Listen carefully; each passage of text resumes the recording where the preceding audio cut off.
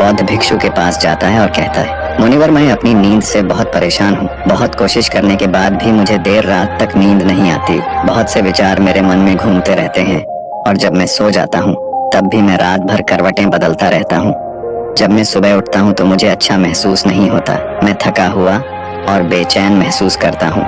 कृपया आप मेरी इस समस्या का कोई समाधान बताएं। बौद्ध भिक्षु ने कहा, इससे पहले कि मैं आपको आपकी समस्या का समाधान बताऊं, मैं आपको गौतम बुद्ध की गहरी नींद के रहस्य के बारे में एक छोटी सी कहानी बताना चाहता हूं। उस आदमी ने कहा, जैसी आपकी इच्छा मुनिवर। बौद्ध भिक्षु कहने लगे, गौतम बुद्ध जब सोते थे तो पूरी रात उसी अवस्था में रहते थे, कभी करवट नहीं बदलते थे।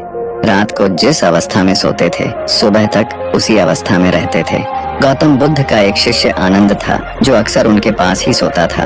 आनंद को यह बात बहुत परेशान करने वाली थी कि गौतम बुद्ध पूरी रात उसी भौतिक अवस्था में कैसे बिता सकते हैं। जब भी रात में आनंद की आंख खुलती थी तो देखता था कि गौतम बुद्ध एक ही अवस्था में सोए हुए हैं। ये बात उसके मन में कई सवाल पैदा करती थी, लेकिन एक दिन भिक्षु आनंद अपनी जिज्ञासा को रोक नहीं सका।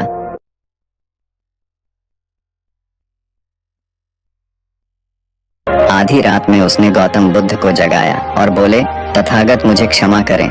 मैं जानता हूँ कि यह आपसे प्रश्न पूछने का सही समय नहीं है, क्योंकि आप सारा दिन चलते रहते हैं और लोगों को धर्म का ज्ञान देते हैं और उनकी समस्याओं का समाधान करते हैं। लेकिन मेरी जिज्ञासा इतनी बढ़ गई कि मैं सुबह तक इंतजार नहीं कर सकता। इसलिए कृपया मेरे प्रश्न का उत्तर दें और मेरी जिज्ञासा को शांत करें। भिक्षु आनंद ने आगे कहा, मैं पिछले 20 वर्षों से आपके साथ हूँ और देख रहा हूँ कि आप पूरी रात एक ही अवस्था में बिताते हैं, जरा सा भी हिलते नहीं हैं। तो क्या आप सच में सोते हैं या फिर नहीं सोते हैं? गौतम बुद्ध जानंद की ओर देखकर मुस्कुराए और बोले, मैंने अपने लिए सोने की सही स्थिति ढूंढ ली है। अब मुझे सोते समय हिलने डुलने की जरूरत नहीं है। मैं नींद की अवस्था में भी जागता रहता हूँ, जबकि मेरा शरीर सो रहा होता है, लेकिन मैं जागता रहता हूँ। सवाल ये नहीं है कि नींद की अवस्था में शरीर चलता है या नहीं। सवाल ये नहीं है कि शरीर स्थिर अवस्था में क्यों नहीं रह पाता। असली कारण तो मन है। मन ही शांत और स्थिर नहीं रह पाता, और यही कारण है कि हम नींद की अवस्था में भी अपने शरीर को हिलाते रहते हैं। लेकिन मैं इन सब चीजों से परे आ चुका हूँ। अब मेरे अंदर मन नाम की कोई चीज नहीं बची है। जब मैं सोने जाता हूँ तो मेरा शरीर बिल्कुल शव जैसा हो जाता है। आनंद, क्या आपने कभी किसी मृत शरीर को अपनी अवस्था बदलते हुए देखा है? गहरी नींद की अवस्था में भी हमारा दिमाग ही यह सब काम करता है। एक बार जब मन स्थिर हो जाता है, मन शांत हो जाता है, तब आपका शरीर गहराई में चला जाता है और भीतर से तुम सब कुछ महसूस कर पाओगे। सोने के बाद भी तुम्हारी चेतना एक छोटे से जलते हुए दीपक की तरह निरंतर प्रज्वलित रहेगी। कहानी खत्म करने के बाद बौद्ध भिक्षु ने अमीर आदमी से कहा, एक प्रबुद्ध व्यक्ति न केवल अपने शरीर को पूरी जागरूकता के साथ देखता रहेगा, बल्कि वह अपने मन को भी पूरी जागरूकता के साथ देखता रहता है। एक प्रबुद्ध व्यक्ति ऐसे ही नहीं सोता। एक सामान्य व्यक्ति जब सोता है तो वह बेहोश हो जाता है। उसे अपने आसपास का भी पता नहीं चलता, इसलिए वह अपने सपने भी नहीं चुन पाता। लेकिन जब एक बुद्धिमान व्यक्ति सोता है तो उसे होश रहता है, जैसे सुबह उसकी आंखें खुली रहती हों। उसी प्रकार एक बुद्ध व्यक्ति भी नींद में होता है। इसीलिए कहा जाता है कि एक बुद्ध व्यक्ति कभी नहीं सोता। जब एक सामान्य व्यक्ति सो जाता है, वह नहीं जानता कि वह कब सो जाता है। लेकिन यदि आप जागने और सोने के बीच के उस छोटे से क्षण में जागते रह सकते हैं, जब हम सोने के बहुत करीब होते हैं, तो कुछ अद्भुत घटित होगा जो आपको जागरूकता के करीब लाएगा। यह सुनकर वह व्यक्ति बोला, मुनिवर, मुझे इतने गहरे अध्यात्म की बातें समझ नहीं आती। कृपया मुझे आसान शब्दों में समझाएं कि मुझे आसानी से गहरी नींद क्यों नहीं आती। बौद्ध भिक्षु ने कहा, देर रात तक जागने और आसानी से नींद न आने के ये मुख्य 5 कारण हैं। पहला कारण है बिस्तर पर सोने के अलावा कोई और काम करना। जैसे कई लोगों की आदत होती है कि वो बिस्तर पर ही खाना खाते हैं, वो बिस्तर पर ही पढ़ाई करने बैठते हैं और ऐसे और भी कई काम अपने बेडरूम में ही करते हैं। शयन कक्ष का अर्थ सोने का स्थान होता है, लेकिन लोग इसका उपयोग अन्य कार्यों के लिए भी करते हैं, जिसके कारण हमारे मस्तिष्क में शयन कक्ष का कोई निश्चित अर्थ नहीं होता है। इसलिए जब हम बिस्तर पर सोने जाते हैं तो हमारा मस्तिष्क इसे पूरी तरह से स्वीकार नहीं कर पाता है कि अब हमें सोना पड़ेगा, क्योंकि तुमने एक ही जगह पर दूसरे काम करने की आदत बना ली है। अगर हम आज के समय के हिसाब से बात करें तो हम बिस्तर पर लेटकर भी फोन पर बात करते हैं, बिस्तर पर बैठकर ऑफिस का काम भी करते हैं, चाहे वह फिल्म देखना हो, खाना खाना हो, वीडियो गेम खेलना हो या गपशप करना हो। आजकल लोग अपना ज्यादातर समय बिस्तर पर लेटे हुए बिताते हैं, जिसके कारण हमारे दिमाग में बिस्तर अब सिर्फ सोने की जगह नहीं रह गया है। और ये एक बड़ा कारण है कि जब हम बिस्तर पर जाते हैं तो घंटों तक नींद नहीं आती। बौद्ध भिक्षु ने आगे कहा, बौद्ध आश्रमों में भिक्षु सुबह उठते ही अपना बिस्तर छोड़ देते थे और फिर रात के समय ही वापस बिस्तर पर जाते थे, जिससे उनके दिमाग को पता चल जाता था कि बिस्तर पर जाने का मतलब बिस्तर पर सोना है।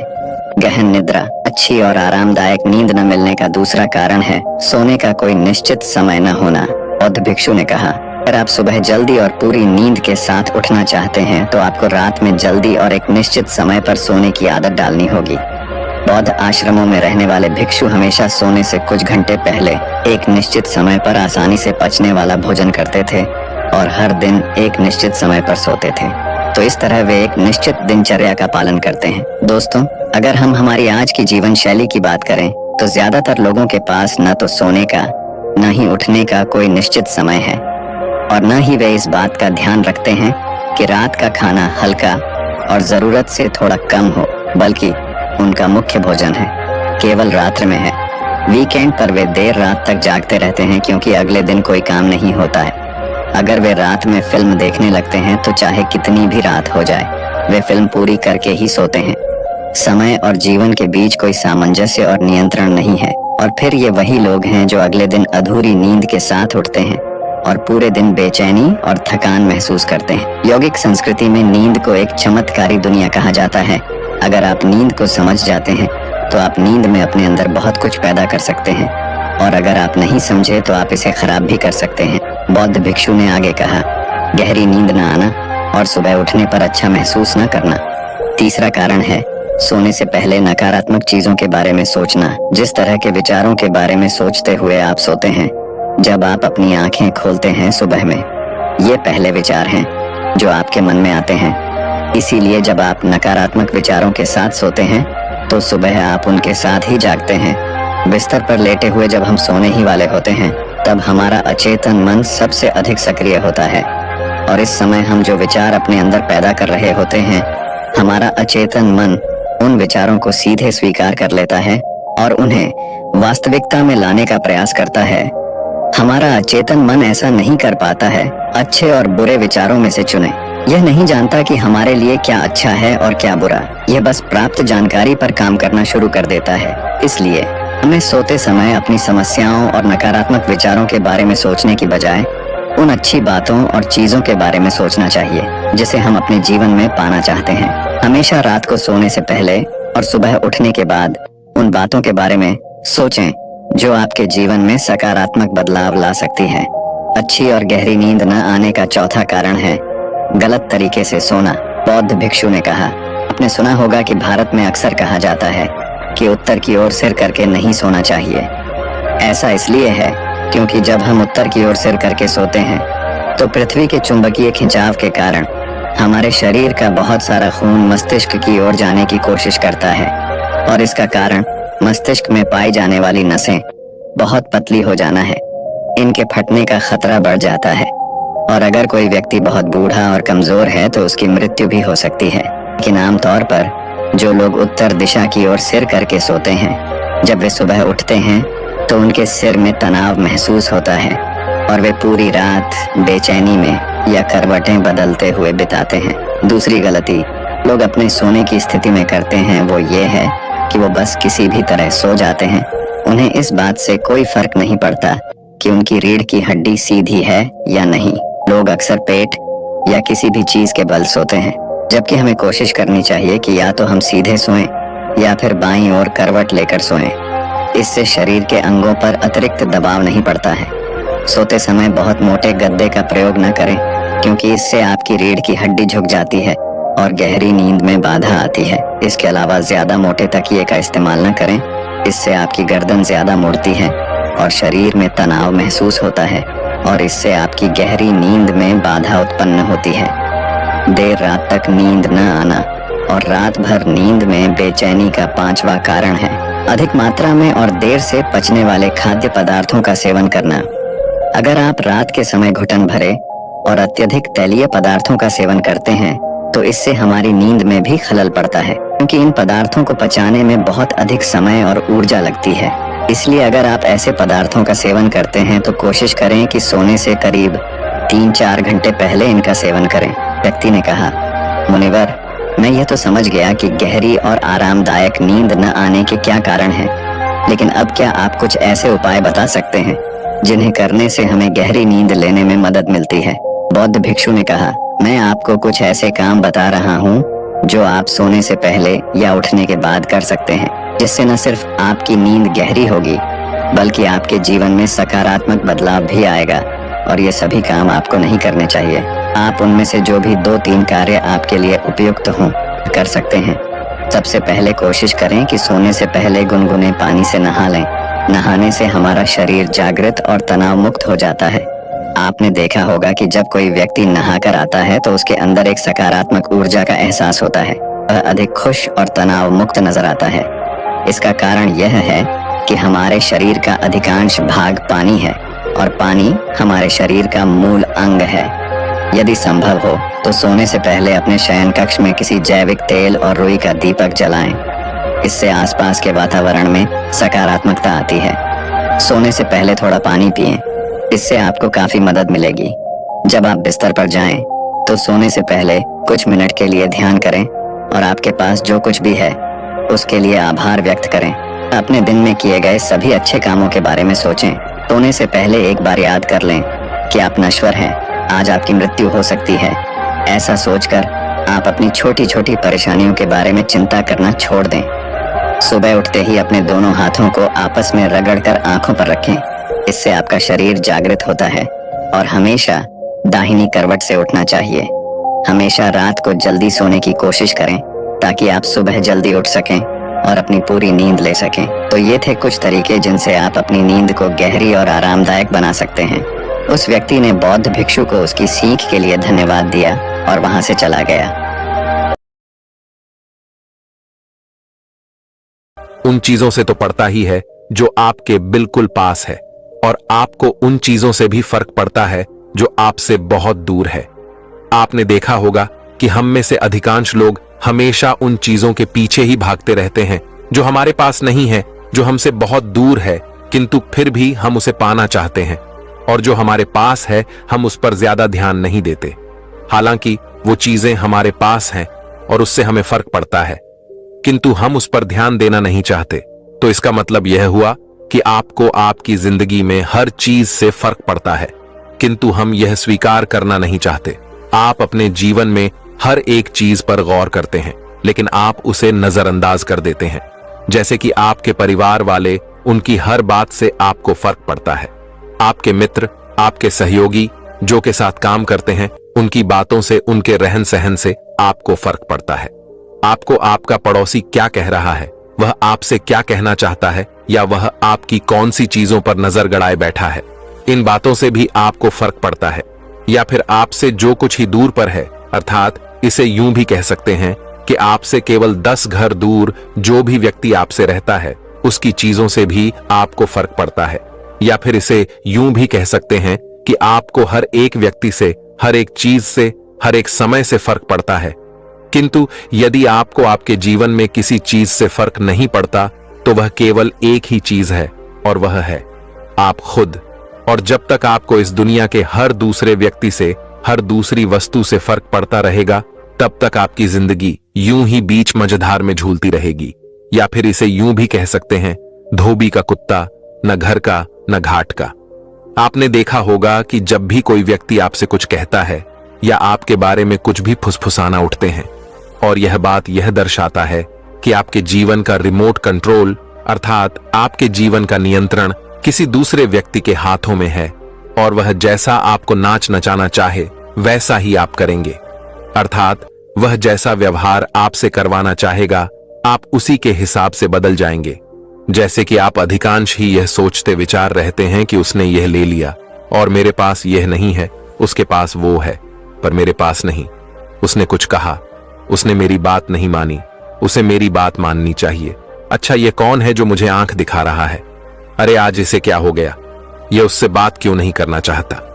इसी प्रकार के सभी प्रकार के विचार, और अगर आप इन सभी विचारों पर ध्यान देंगे तो आप यही पाएंगे कि यह सभी विचार दूसरों के लिए ही हैं, और वे जो कुछ भी कर रहे हैं, वे जो कुछ भी चाहते हैं, आप वैसा ही सोच रहे हैं, आप वैसा ही कर रहे हैं।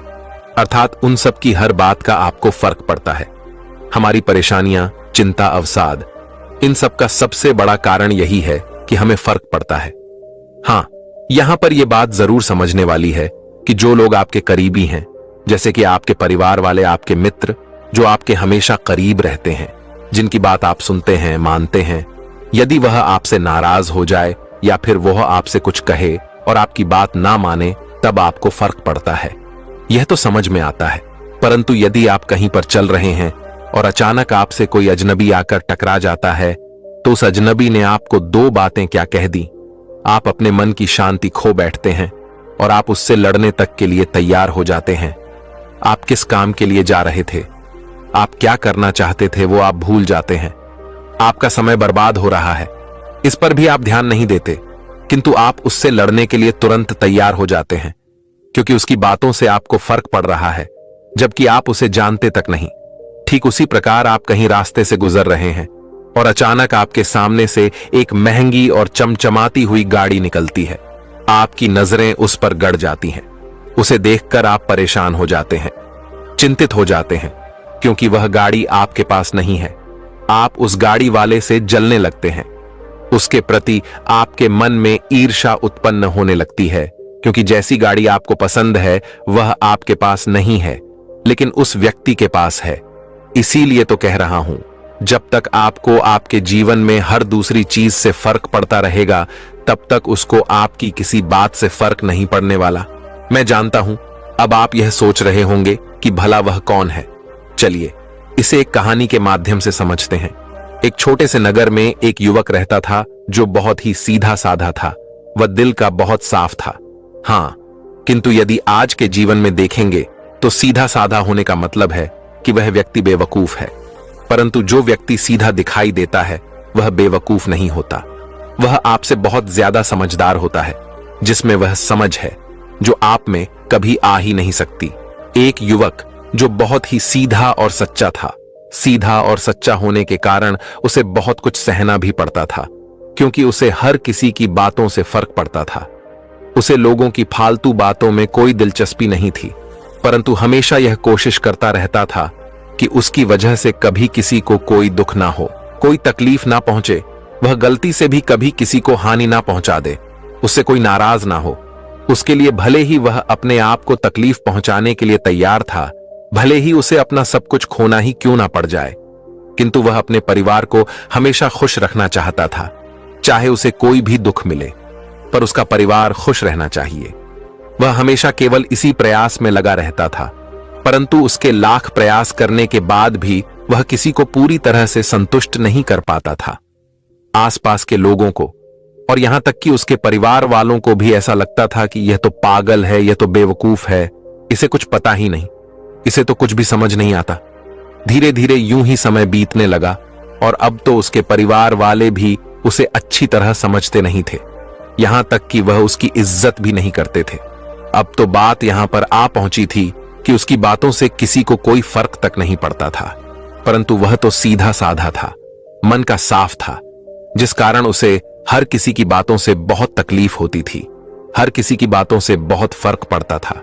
एक दिन उसके परिवार में कुछ ऐसा ही हुआ जिसके कारण उसके परिवार के सभी सदस्य एक दूसरे के खिलाफ हो गए, मानो वे सभी एक दूसरे के दुश्मन से बन बैठे थे, और वह यह सब देख नहीं पा रहा था। वह उन लोगों को समझाने की कोशिश कर रहा था, लेकिन कोई भी उसकी कदर नहीं करता था। उसकी बातों से किसी को कोई फर्क नहीं पड़ता था, जिस कारण वह यह सब सह नहीं पा रहा था। वह निराश और हताश होकर अपना जीवन समाप्त करने के लिए घर से निकल पड़ा। वह अपने मन में अपने मन की सारी तकलीफें लिए एक रास्ते से होकर गुजर रहा था। तभी उसके कानों में कुछ अपशब्द सुनाई पड़े। उसने मुड़कर देखा तो एक बाग में कुछ लोग एक सन्यासी को अपशब्द कह रहे थे, किंतु वह सन्यासी मस्त होकर हंस रहा था, वह मुस्कुरा रहा था। यह देखकर वह व्यक्ति बहुत अचंभित हुआ। उसे समझ नहीं आया कि आखिर वे लोग उस सन्यासी को अपशब्द कह रहे हैं, फिर भी वह सन्यासी जोर जोर से हंस रहा है। कहीं वह पागल तो नहीं है? आखिर उस सन्यासी को इन लोगों की बातों से फर्क क्यों नहीं पड़ रहा? वो वहां पर खड़े होकर वह सारा नजारा देखने लगा। देखते ही देखते वहां पर उपस्थित सभी लोग वहां से चले गए, किंतु वह सन्यासी अब भी वहीं था। यह देखकर वह व्यक्ति उन सन्यासी के पास जा पहुंचा और कहा, हे गुरुवर, वे लोग आपको इतना भला बुरा कह रहे थे, फिर भी आपको उनकी बातों का तनिक भी बुरा नहीं लगा। क्या आपको उनकी बातों से कोई फर्क नहीं पड़ा? आपके पास तो उनसे कहीं ज्यादा ज्ञान है। आपने उनकी बातों का जवाब क्यों नहीं दिया? इस पर वह सन्यासी मुस्कुराते हुए उस युवक से कहता है, बेटा, कौन भला बुरा कह रहा है? इस पर वह युवक जवाब देते हुए कहता है, हे गुरुवर, वह सभी गांव वाले जो अभी अभी आपको अपशब्द कह रहे थे, मैंने अपनी आंखों से देखा है और अपने कानों से सुना है। इस पर वह सन्यासी उस युवक से कहते हैं, बेटा, अब शब्द तो वे कह रहे हैं, मैं नहीं तो मुझे क्यों फर्क पड़ेगा? फर्क तो उन्हें पड़ना चाहिए, क्योंकि उन्होंने जो कर्म किए हैं उनका फल उन्हें मिलेगा, और मैंने जो कर्म किए हैं उनका फल मुझे मिलेगा, तो मुझे किस बात से फर्क पड़ना चाहिए? युवक उन सन्यासी की आवाज सुनकर थोड़ा आश्चर्यचकित रह गया और कुछ देर सोच विचार करने के बाद वह उन सन्यासी से कहता है, परंतु गुरुवर, वे सभी आप ही को तो अपशब्द कह रहे थे, पर मैं यह समझ नहीं पाया कि आखिर उन्होंने आपको इतने अपशब्द क्यों कहे? आपको उन्होंने इतना भला बुरा क्यों कहा? आखिर ऐसी क्या बात हो गई थी? इस पर वह सन्यासी जवाब देते हुए उस युवक से कहते हैं, बेटा, उन्होंने मुझसे पूछा था कि ईश्वर है या नहीं। उन सन्यासी के मुख से यह सुनकर वह युवक तुरंत ही उन सन्यासी से प्रश्न पूछते हुए कहता है, तब आपने उन्हें क्या जवाब दिया? इस पर वह सन्यासी उस युवक को जवाब देते हुए कहते हैं, मैंने तो उन्हें सत्य ही कहा। मैंने कहा, जिस ईश्वर को तुम जानते हो वैसा कोई ईश्वर नहीं है, और जिसे तुम नहीं जानते वही ईश्वर है और वही सत्य है। मैंने जैसे ही उनसे इतना कहा, वे सभी नाराज हो गए, वे सभी क्रोधित हो गए और अपने आप को दंड देने लगे। बड़े ही नासमझ लोग हैं, जो मैंने कहा उसके लिए वह अपने आप को दंड दे रहे थे। युवक उन सन्यासी की बात समझ नहीं पाया। वह थोड़ा अचरज में एक बार फिर उन गुरुवर से कहता है, किंतु हे गुरुवर, वह तो आपको भला बुरा कह रहे थे, तो फिर उन्होंने खुद को दंड कहां दिया? इस पर वह उस युवक से कहते हैं, बेटा, हम जो भी कहते हैं, अगर हम अच्छा कहते हैं तो हम भीतर से परमात्मा से भर जाते हैं, और अगर हम बुरा कहते हैं तो हम भीतर से शैतान से भर जाते हैं, और जो व्यक्ति शैतान से भर जाता है उसके साथ भला अच्छा कैसे हो सकता है? इस पर वह युवक एक बार फिर उन गुरुवर से प्रश्न करते हुए कहता है, परंतु हे गुरुवर, उन्होंने आपको इतना कुछ कहा, आपको इतने सारे अपशब्द कहे, क्या आपको उनकी बातों का तनिक भी बुरा नहीं लगा? भला यह कैसे संभव है? इस पर वह गुरुवर एक बार फिर मुस्कुराने लगे और उस युवक का हाथ थामकर उसे एक स्थान ले गए। उस स्थान पर 4 पागल व्यक्ति बैठे हुए थे और वह आपस में बातें कर रहे थे। उन गुरुवर ने उन 4 पागलों की तरफ इशारा करते हुए कहा, बेटा, वहां देखो, वहां पर 4 पागल बैठे हैं, जाओ और उन्हें सही बात समझाने की कोशिश करो। पहले तो युवक उन गुरुवर की इस बात पर थोड़ा सा हिचकाया, लेकिन फिर जैसे तैसे उसने खुद को मनाया और वह उन 4 पागलों के समक्ष पहुंचा। जब वह वहां पर पहुंचा तो उसने सुना कि वे 4 पागल आपस में कुछ बातें कर रहे हैं और उसमें से एक पागल कुछ गलत कह रहा था। तभी वह युवक बीच में बोल पड़ा और वह उन्हें सही बात समझाने की कोशिश करने लगा, लेकिन उन पागलों ने उस व्यक्ति की एक ना सुनी और उसे ही भला बुरा कहना शुरू कर दिया, उसे ही अपशब्द कहने शुरू कर दिए। कुछ देर तक तो वह युवक वहीं पर खड़ा रहा, लेकिन कुछ देर के बाद वह वापस उन गुरुवर के पास वापस लौट आया। यह देख वह गुरुवर उस युवक से कहते हैं, बेटा, क्या तुम्हें उनकी बातों से कुछ फर्क पड़ा? उन्होंने तुम्हें काफी अपशब्द कहे, काफी कुछ भला बुरा कहा, क्या तुम उनकी बातों से नाराज नहीं हो? उन गुरुवर की इस बात का जवाब देते हुए वह युवक कहता है, हे गुरुवर, वे 4 तो पागल हैं और उन्हें सही बात समझ में नहीं आती, और उनकी बातों का बुरा मानकर मैं करूंगा भी क्या? वे सभी तो पागल हैं, उनकी बातों से नाराज होकर भला मुझे क्या लाभ मिलने वाला है? इस पर वह गुरु मुस्कुराने लगे और वह उस यह से कहते हैं, बेटा, ठीक इसी प्रकार से मुझे भी इस पागलों से भरी दुनिया में किसी की बात का बुरा नहीं लगता, ना ही उनकी किसी बात का मुझे कोई फर्क पड़ता है। किंतु इस दुनिया में एक पागल यदि दूसरे पागल को कुछ कह देता है तो उसे अवश्य ही फर्क पड़ता है। इस पर वह युवक तुरंत ही उन गुरुवर से कहता है, हे गुरुवर, क्या हमें अपने परिवार की किसी भी बात का बुरा नहीं मानना चाहिए? क्या हमें उनकी बात का फर्क नहीं पड़ना चाहिए? इस पर वह गुरुवर उस युवक से कहते हैं, बेटा, अगर तुम इन 4 पागलों की फिक्र करो, अर्थात यदि तुम्हारे मन में इन चारों के प्रति थोड़ी सी भी दया हो, थोड़ी सी भी करुणा हो, तो तुम क्या चाहोगी? इस पर वह युवक जवाब देते हुए कहता है, हे गुरुवर, मैं तो यही चाहूंगा कि ये सब लोग ठीक हो जाएं और अपना जीवन आराम से और खुशहाली से बिताएं। इस पर वह गुरुवार उसी वक्त से एक और प्रश्न करते हुए कहते हैं, परंतु बेटा, यह कैसे होगा? अगर तुम्हें उनकी बातों से फर्क पड़ता है, तुम उनकी बातों से नाराज हो जाते हो, उनकी बातों से तुम्हें तकलीफ पहुंचती है, तो फिर वे लोग अपना जीवन खुशहाली से कैसे बिता सकते हैं? भला तुम उन्हें खुश कैसे कर सकते हो? तुम तो उनकी बातों से टूट जाते हो, दुखी हो जाते हो, तो तुम उन्हें ठीक कैसे करोगे?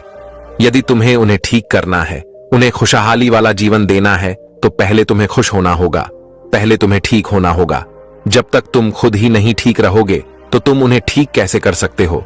आगे वह गुरुवर उस युवक से कहते हैं, बेटा, अभी कुछ देर पहले जो गांव वाले मुझे अपशब्द कह रहे थे, मुझे भला बुरा कह रहे थे, यदि मैं उनके प्रश्नों का उत्तर देने लगूं, यदि मैं भी उनकी तरह लड़ने लग जाऊं, तो मैं उन्हें क्या समझा सकूंगा? क्या उनके पास मैं दोबारा जा सकूंगा? यदि मैं उनकी बातों को अपना अपमान समझूं और उनकी बातों से दुखी हो जाऊं और मान सम्मान और अपमान जैसी बातों को सोचने बैठ जाऊं, तो क्या कभी मैं उनके लिए कुछ अच्छा कर पाऊंगा? नहीं, बल्कि मैं केवल यह सब सोचकर दुखी ही होता रह जाऊंगा और कभी भी इन चीजों से बाहर नहीं निकल पाऊंगा और मन ही मन मैं उनका बुरा भी चाहने लगूंगा। ऐसी अवस्था में मैं उनका भला कैसे कर सकता हूं? वह युवक उन गुरुवर की सारी बातें ध्यानपूर्वक सुनता है और उसके बाद वह उन गुरुवर से एक और प्रश्न करते हुए कहता है, हे गुरुवर, आप जो कुछ भी कह रहे हैं वह बिल्कुल सत्य है, किंतु आप ही बताइए, फिर मुझे किस प्रकार रहना चाहिए? इस पर वह गुरुवर उस युवक के इस प्रश्न का जवाब देते हुए कहते हैं, बेटा, तुम जैसे भी अपना जीवन जी रहे हो उसमें खुश रहो। इस दुनिया में किसी भी चीज की फिक्र मत करो, किसी की बातों का तुम पर कोई फर्क नहीं पड़ना चाहिए। तुम्हें तो अपनी फिक्र करनी चाहिए, क्योंकि तुम बेफिक्र होकर भी सबका अच्छी तरह से ध्यान रख सकते हो, उनका भला कर सकते हो, चीजों को सुधार सकते हो, हालातों को पहले से बेहतर कर सकते हो। किंतु यदि तुम खुद ही उन हालातों में बिखरे पड़े हो, तो तुम भला खुद को कैसे समेटोगे? तुम भला उनका भला कैसे कर सकते हो? यदि तुम खुद ही रो रहे हो तो तुम उन्हें कैसे हंसा सकते हो? इतना कहकर वह गुरुवर शांत हो गए और उस युवक को भी अपनी गलती का एहसास हो चुका था। उसे उन गुरुवर की सभी बातें अच्छी तरह से समझ में आ चुकी थीं, इसलिए उसने अपना इरादा बदला और वह वापस घर लौट गया। अब से वह हमेशा बेफिक्र रहने लगा था। अब से वह किसी की बातों पर ध्यान नहीं देता था, उससे किसी की बातों का कोई फर्क नहीं पड़ता था। वह तो हमेशा मस्त मौला होकर रहता और देखते ही देखते उसने अपने परिवार में होने वाले कलह कलेश को भी धीरे धीरे पूरी तरह से खत्म कर दिया था। पर दोस्तों, याद रखिएगा, जो व्यक्ति बेफिक्र दिखाई देता है, लोग उसे पसंद नहीं करते। लोगों को वही पसंद आते हैं जो फिक्र करते हैं, जिन पर उनकी बातों का असर होता। जैसे 4 पागल एक समझदार व्यक्ति को पसंद नहीं कर पाते और 4 समझदार व्यक्ति एक पागल को पसंद नहीं कर पाते। अब यहां पर या तो पागल व्यक्ति समझदार को पागल बना देंगे या समझदार व्यक्ति पागल को समझदार बना देंगे। इसलिए यदि जीवन में किसी की फिक्र करनी है तो अपने जीवन की कीजिए, क्योंकि समय नहीं गुजरता, ना ही समय कटता है, परंतु यह जीवन जरूर गुजर जाता है और यह जीवन कट जाता है। इसलिए यदि आप खुश रहना चाहते हैं और आप चाहते हैं कि आपको किसी की बातों का कोई फर्क न पड़े, तो सबसे पहले आपको खुद की परवाह करनी चाहिए, खुद को बेफिक्र बनाना चाहिए, क्योंकि यदि जब तक आप ही खुश नहीं होंगे, आप अपने परिवार को कैसे खुश रख सकते हैं? जब तक आप ही रोते रहेंगे, आप किसी दूसरे के चेहरे पर मुस्कान कैसे ला सकते हैं? इसलिए यदि आपको किसी को खुश करना है, किसी का जीवन संवारना है, तो पहले अपने ऊपर ध्यान दीजिए। वैसे उम्मीद है कि आपने आज की इस वीडियो से जरूर कुछ ना कुछ सीखा होगा और साथ ही मुझे उम्मीद है कि आपको आज की यह वीडियो भी पसंद आई होगी, तो इस वीडियो को लाइक और अपने दोस्तों के साथ शेयर भी जरूर कीजिएगा। एक युवक बहुत ही महत्वाकांक्षी था। उसके बड़े बड़े सपने थे। वह बहुत कुछ हासिल करना चाहता था, बहुत बड़ा बनना चाहता था, लेकिन उसे यह सब कुछ बहुत जल्दी हासिल करना था। उसे हमेशा लगता था कि उसके पास समय बहुत कम है, इसलिए वह जल्द से जल्द अपने सपनों को पूरा करना चाहता था। उसने कई बार कड़ी मेहनत करके जल्दी सफलता हासिल करने का प्रयास किया, लेकिन वह हर बार असफल हो जाता। उसे थोड़ी बहुत कामयाबी तो मिल जाती थी, लेकिन उसे कभी भी अपने मनचाहे परिणाम हासिल नहीं हो पाते थे। इस बात से वह बड़ा परेशान हो जाता था। वह सोचता रहता कि कमी कहां रह रही है। आखिर वह ज्यादा मेहनत करके दूसरों की तुलना में जल्दी सफल क्यों नहीं हो सकता? यह प्रश्न अक्सर उसे बहुत परेशान करता था, लेकिन फिर धीरे धीरे उसे समझ आने लगा कि शायद उसे उन नियमों और रहस्यों के बारे में नहीं पता, जिनका उपयोग करके वह कम समय में भी सफलता हासिल कर सकता है। जिस दिन उसे यह बात समझ आई, उस दिन के बाद से वह ऐसे इंसान की तलाश में रहने लगा जो उसे सफलता के उन नियमों और रहस्यों के बारे में विस्तार से समझा सके। तभी एक दिन उसे अपने एक मित्र के माध्यम से एक ऐसे गुरु के बारे में पता चला जो अपनी बुद्धिमत्ता और ज्ञान के लिए दूर दूर तक प्रसिद्ध थे। वह लोगों की समस्याओं को समझकर बड़ी ही बुद्धिमानी और सरलता से उसका समाधान निकाल लेते थे। साथ थी वो मुश्किल से मुश्किल बात को भी बड़े ही आसान शब्दों में समझा देने में माहिर थे। गुरु के बारे में जानकारी मिलते ही अगले दिन वह युवक सीधे उन गुरु के आश्रम में पहुंच जाता है। वह गुरु एक बौद्ध भिक्षु थे। युवक ने उन्हें प्रणाम किया और उनके सामने बैठ गया। बौद्ध भिक्षु ने युवक से आने का कारण पूछा तो युवक ने कहना शुरू किया, मुनिवर, मेरे सपने बहुत बड़े हैं। मैं जीवन में बहुत कुछ बनना और करना चाहता हूं, बड़ी सफलताएं हासिल करना चाहता हूं, लेकिन मुझे यह सब कुछ कम समय में हासिल करना है। मैंने कई बार कड़ी मेहनत करके जल्दी सफल होने का प्रयास किया, लेकिन मुझे कभी भी मनचाहे परिणाम नहीं मिले। मुझे लगता है कि मुझे सफलता के उन महत्वपूर्ण नियमों और रहस्यों के बारे में जानने की जरूरत है, जिनका उपयोग करके मैं कम समय में बड़ी सफलता प्राप्त कर सकता हूं। क्या आप मुझे उन नियमों और रहस्यों के बारे में विस्तार से समझा सकते हैं? मैं वादा करता हूं कि मैं जरूर उन नियमों का पालन करूंगा। बौद्ध भिक्षु को उस युवक की आंखों में एक ज्वलंत इच्छा शक्ति और जुनून दिखा। वह सफल होने के लिए कितनी भी मेहनत करने और बड़ा से बड़ा त्याग करने के लिए भी तैयार था। बौद्ध भिक्षु ने उसकी आंखों में देखते हुए गंभीर आवाज में कहना शुरू किया, आज मैं तुम्हें 8 ऐसे नियम बताऊंगा जिनका अगर तुम पूरी ईमानदारी से पालन करते हो तो तुम 10 साल के लक्ष्य को 10 महीने में पूरा कर सकते हो। बस शर्त यह है कि इन नियमों पर पूर्ण विश्वास रखते हुए पूरी ईमानदारी से इनका पालन करना है। पहला नियम कि सबसे पहले अपने दिमाग को इस संभावना के लिए खोलो कि हां, यह किया जा सकता है। 1 साल का काम 1 महीने में किया जा सकता है। इस बात का अपने दिमाग को विश्वास दिलाओ, क्योंकि जब तक तुम्हें अंदर से ही इस बात पर पूर्ण विश्वास नहीं होगा कि तुम 10 साल के लक्ष्य को 10 महीने में भी पूरा कर सकते हो, तब तक तुम इसके लिए जरूरी कदम नहीं उठा पाओगे। कोई भी लक्ष्य बाहरी दुनिया में पूरा होने से पहले एक बार हमारे दिमाग में पूरा होता है, इसलिए इस संभावना को स्वीकार करो। ठीक उस विद्यार्थी की तरह जिसने साल भर कुछ खास पढ़ाई नहीं की, लेकिन परीक्षा से 1 महीने पहले सब कुछ भूलकर स्वयं को पढ़ाई में झोंक देता है और इतनी कड़ी मेहनत करता है कि उसके परिणाम सभी को आश्चर्यचकित कर देते हैं। जब वह विद्यार्थी 1 साल की पढ़ाई को अपनी कड़ी मेहनत और एकाग्रता से 1 महीने में पूरा कर सकता है, तो तुम अपने लक्ष्य पूरे क्यों नहीं कर सकते? सफलता के नियम तो सभी के लिए एक बराबर काम करते हैं। दूसरा नियम, 6 महीने के लिए गायब हो जाओ। आने वाले 6 महीने के लिए भूल जाओ कि तुम्हारा कोई है। भूल जाओ अपने दोस्तों और रिश्तेदारों को, अपने पड़ोसियों को। कोई तुम्हें छोड़कर नहीं जाने वाला। जिसको रुकना होगा वह रुकेगा। बस 6 महीने के लिए अपने सारे दरवाजे बंद कर लो और दूर हो जाओ इन सारी भटकाने वाली चीजों से। यानी कि तुम्हें स्वयं को 6 महीने के लिए दुनिया से गायब कर लेना है, जैसे कि तुम कभी यहां थे ही नहीं। तुम्हें अपने आप को 6 महीने के लिए अपने मन, शरीर, लक्ष्य और उद्देश्य के साथ बंद कर लेना है। 6 महीने कोई बहुत ज्यादा समय नहीं होता है। यह सुनने में बड़ा लग सकता है, लेकिन तुम यह भी तो देखो कि यह त्याग तुम किसके लिए कर रहे हो, अपने मित्रों या पड़ोसियों के लिए या खुद के लिए। इन 6 महीनों में अगर तुम्हारे और तुम्हारे लक्ष्य के बीच कोई आ रहा हो, वह भले कितना ही अमीर हो, प्रभावशाली हो, लेकिन अगर फालतू की बातें कर रहा है तो वहां से गायब हो जाओ। अगर तुम्हारे मित्र और रिश्तेदार अपने मतलब से तुम्हें घूमने बुला रहे हैं तो उन्हें मना कर दो, क्योंकि तुम्हारे जाने या ना जाने से उन्हें कोई फर्क नहीं पड़ेगा, लेकिन तुम अपनी जिंदगी में एक कदम पीछे जरूर हो जाओगे। बेमतलब के गप्पे मारने वाले दोस्तों के समूह से दूर हो जाओ। समय भर बात करने वाले लोगों से मतलब रखना बंद कर दो।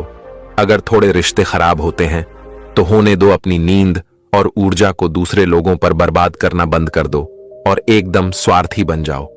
सिर्फ अपने बारे में सोचो, अपने लक्ष्य, उद्देश्य, योजना और परिवार के बारे में बस। और जो भी चीज तुम्हें इनसे दूर ले जा रही है, उन सब विचारों को अपने दिमाग में जला दो।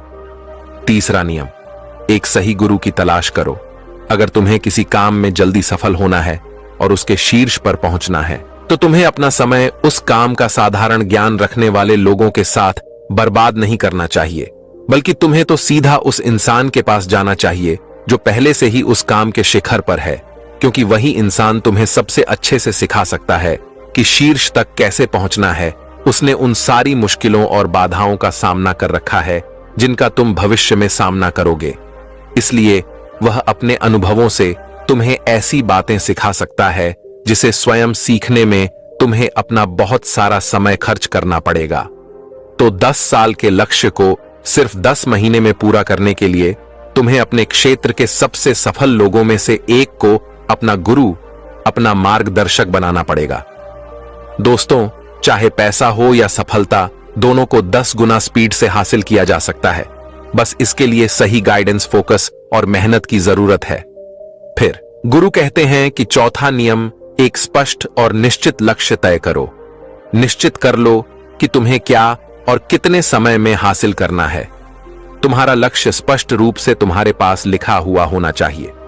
तुम भले ही कितने ही होशियार हो, कितने ही बुद्धिमान हो, कितना भी तेज तुम्हारा दिमाग हो, लेकिन अगर तुम्हारे पास एक स्पष्ट लक्ष्य नहीं है और तुम अपने लक्ष्य की तरफ रोज मेहनत नहीं कर रहे हो, तो बड़ी सफलता तुम्हें कभी नहीं मिल सकती। बस सफलता के लिए एक स्पष्ट लक्ष्य का होना सबसे जरूरी है।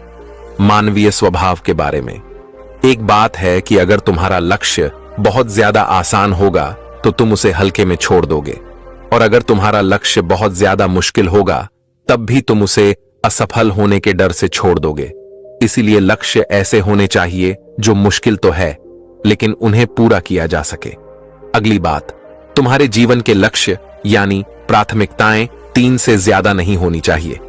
अगर तुम्हारी 3 से ज्यादा प्राथमिकताएं हैं, यानी सरती यान ऐसे काम है जो तुम्हें लगता है सारे बराबर जरूरी है, सारे करना जरूरी है, तब उनमें से एक भी ऐसा काम नहीं है जो सच में जरूरी है।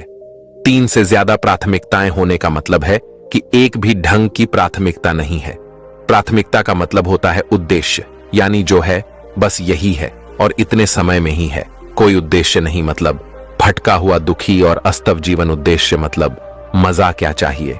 फिर गुरु कहते हैं कि पता है तुम्हें, अगर किसी इंसान के पास कोई उद्देश्य ही नहीं है तो वह हमेशा भटकता ही रहेगा। ज्यादातर लोगों की जिंदगी का नियम बड़ा अजीब है। उनको नहीं पता कि उन्हें क्या चाहिए और वह बस लगे हुए हैं। इसलिए अगर तुम्हें 10 साल का लक्ष्य सिर्फ 10 महीने में हासिल करना है तो तुम्हारा लक्ष्य तुम्हारे दिमाग में स्पष्ट रूप से अंकित होना चाहिए। 5वां नियम, लक्ष्य को पाने के लिए एक विस्तृत योजना बनाओ। देखो कि तुम्हारे लक्ष्य को हासिल करने के लिए 3 सबसे जरूरी काम क्या हैं, उनका पता लगाओ और फिर उन कामों को आगे छोटे छोटे हिस्सों में बांट लो। अपने 10 महीने के लक्ष्य को दिनों, हफ्तों और महीनों में बांट लो और यह निश्चित करो कि तुम हर दिन अपने उस बांटे हुए काम को पूरा कर रहे हो। इसके साथ ही तुम्हारे पास 3 ऐसे ठोस कारण होने चाहिए कि तुम्हें यह लक्ष्य क्यों हासिल करना है। याद रखो, जितना ज्यादा मजबूत तुम्हारा कारण होगा, उतनी ही ज्यादा संभावना है कि तुम्हारा लक्ष्य हासिल हो जाएगा।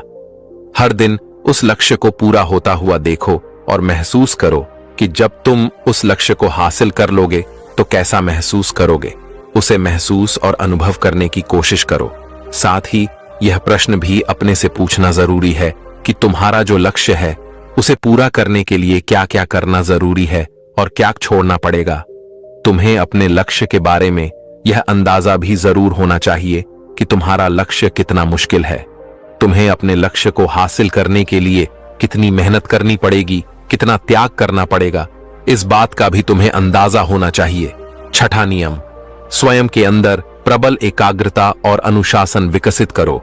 कभी कभी ऐसा होता है ना कि हम बहुत ज्यादा ऊर्जावान महसूस करते हैं, हमें लगता है आज बड़ा अच्छा लग रहा है, पर समस्या यह है कि यह कभी कभी ही महसूस होता है। याद करो उस दिन के बारे में जिस दिन तुम बहुत ज्यादा एकाग्र थे, बहुत ज्यादा काम करने का मन कर रहा था। तुम्हारे अंदर यह नहीं आ रहा था कि मैं कल से करूंगा, एक उत्साह था, तुम्हारे अंदर एक ऊर्जा थी। सोचो, अगर तुम्हारे साथ यह हर रोज होने लगे तो तुम अपनी जिंदगी में क्या कुछ हासिल नहीं कर सकते। आलस, थकान, काम में मन न लगना, ध्यान भटकना, हार मानने का मन करना, बार बार काम को बदलना, यह सब ना हो। इसीलिए तुम्हारा ध्यान होना चाहिए अपनी ऊर्जा नियंत्रण पर। हमें हर दिन एक निश्चित मात्रा में ऊर्जा मिलती है, इसलिए इसका सही से उपयोग करना सीखो। अपना सबसे अच्छा समय जब तुम जोश में होते हो, उस समय सिर्फ वह करो जो तुम्हारे लिए सबसे ज्यादा जरूरी है। बाकी दुनिया की बातें सब बाद में। पहले दिन जिस काम को जितने समय में कर सकते थे, प्रयास करो अगली बार उसे और कम समय में कर सको और कष्ट को झेलो।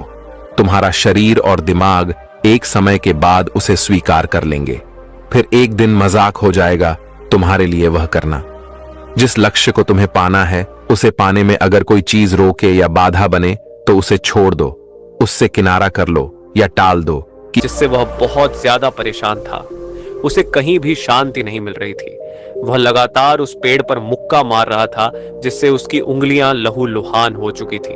उसी जंगल में एक शीतल पानी का झरना था। वहां पर एक बिच्छू रोज संध्या समय स्नान करने आया करते थे। यह उनका नित्य का नियम था। आज जब वह बिच्छू इस रास्ते से स्नान करने के लिए उस जंगल में आया तो उसने उस लड्ड डचके की हालत देखी। वह जोर जोर से चीख रहा था, रो रहा था और लगातार मुक्के मारे जा रहा था। उस लड़के के आसपास कोई मौजूद नहीं था। इससे उस बिच्छू को उस युवक की चिंता होने लगी। उसने सोचा कि कहीं मैं इसे ऐसे ही छोड़ दूं और कहीं ये आत्महत्या कर ले। तो ऐसे विचार आने के बाद भी वह कुछ नहीं बोला और लगातार उस युवक की तरफ देखे जा रहा था। बिच्छू एकदम चुपचाप खड़ा हुआ था। उसने युवक से कुछ नहीं बोला, कुछ नहीं कहा, बस वह उसको लगातार देखता रहा। कुछ देर तक तो उस युवक ने उस बिच्छू को नजरअंदाज किया, लेकिन कुछ देर बाद उसे अजीब सा लगने लगा। उसने सोचा, ना तो यह मुझे रोक रहा है और ना ही कुछ कह रहा है, ये तो बस मुझे देखे जा रहा है। इसका क्या मतलब है? बड़ा अजीब आदमी है। ऐसे ही विचार उस लड़के के मन में उठने लगे थे। जब कुछ देर बाद भी वह बिच्छू कुछ नहीं बोला तो लड़के ने अचानक से उससे पूछा कि महाशय, आप अपने रास्ते क्यों नहीं चले जाते? आपको क्या मतलब? आप खड़े हुए मुझे देख क्यों रहे हैं? बिच्छू ने बड़े शांत स्वर में कहा कि मैं तुम्हें रोक नहीं रहा हूं, तुमसे कुछ कह नहीं रहा हूं, तो मुझसे तुम्हें क्या परेशानी है? मेरे ही तरह है ये पेड़ पौधे, ये पक्षी, ये सब तुम्हें तो देख ही रहे हैं। जब इनसे तुम्हें कोई परेशानी नहीं है तो मुझसे क्यों परेशानी है? ये सुनकर और लड़का जोर से चीख कर बोला, मुझे सबसे परेशानी है। मैं सबसे नफरत करता हूँ। यहाँ पर सब धोखेबाज गद्दार होते हैं, कोई किसी का नहीं होता इस दुनिया में। और इस तरह बोलते बोलते वह फूट फूट कर रोने लगा और रोए जा रहा था और बिच्छू उसे देखे जा रहा था। वो उसे चुप करने की कोशिश भी नहीं कर रहा था। ये बात तो उस लड़के को और ज्यादा अजीब लगी। अब रोना छोड़कर उस लड़के ने सीधे खड़े होकर उस बिच्छू से कहा, बड़े अजीब आदमी है आप। आपके सामने कोई इंसान रहा है, दुखी है, परेशान है और आप उसे चुप भी नहीं कर सकते। आपके मन में बिल्कुल भी संवेदना नहीं है। बड़े अजीब और कठोर हृदय वाले साधु हैं आप। आपको अपने साधु मौके खुद ब खुद आपके पास चलकर आएंगे। केवल आपको खुद को अकेले व्यक्ति को छोटा नहीं समझता था, न ही वो कभी किसी की मदद करने से पीछे हटता था। जब भी कोई व्यक्ति उससे मदद मांगता तो वह उसे कभी भी न नहीं कहता।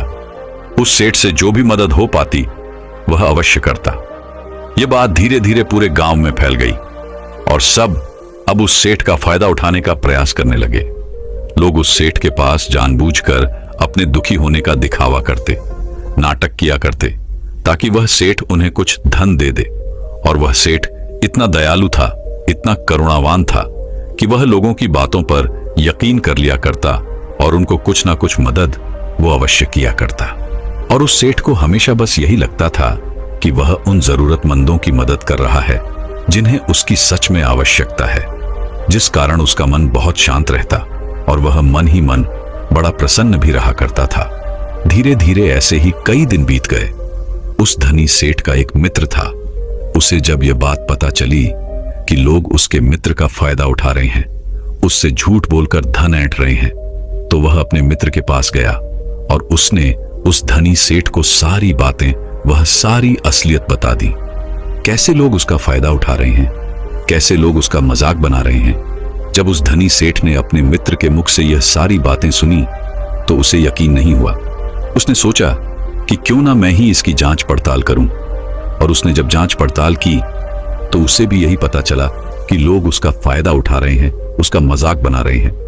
और जब यह बात उस धनी सेठ को पता चली तो उसके दिल को गहरा धक्का लगा, उसे बहुत ठेस पहुंची। लेकिन इतने समय में अब उस धनी सेठ के कई मित्र बन चुके थे। उनमें से कई मित्र सच्चे थे तो कई झूठ थे। लेकिन उनमें से कौन से मित्र सही थे और कौन गलत, यह उस धनी सेठ के लिए जान पाना बहुत मुश्किल सा हो गया था, क्योंकि वह अक्सर ही भीड़ भाड़ में घिरा रहता था। क्या आपको लगता है कि सिर्फ बड़े क्रिएटर्स ही पैसा कमाते हैं? क्या आप अपने वीडियोस को मोनेटाइज करने में स्ट्रगल करते हैं? अगर हाँ, तो हिप्पी के क्रिएट उन चीजों से तो पड़ता ही है जो आपके बिल्कुल पास है, और आपको उन चीजों से भी फर्क पड़ता है जो आपसे बहुत दूर है। आपने देखा होगा कि हम में से अधिकांश लोग हमेशा उन चीजों के पीछे ही भागते रहते हैं जो हमारे पास नहीं है, जो हमसे बहुत दूर है, किंतु फिर भी हम उसे पाना चाहते हैं। और जो हमारे पास है हम उस पर ज्यादा ध्यान नहीं देते, हालांकि वो चीजें हमारे पास हैं और उससे हमें फर्क पड़ता है, किंतु हम उस पर ध्यान देना नहीं चाहते।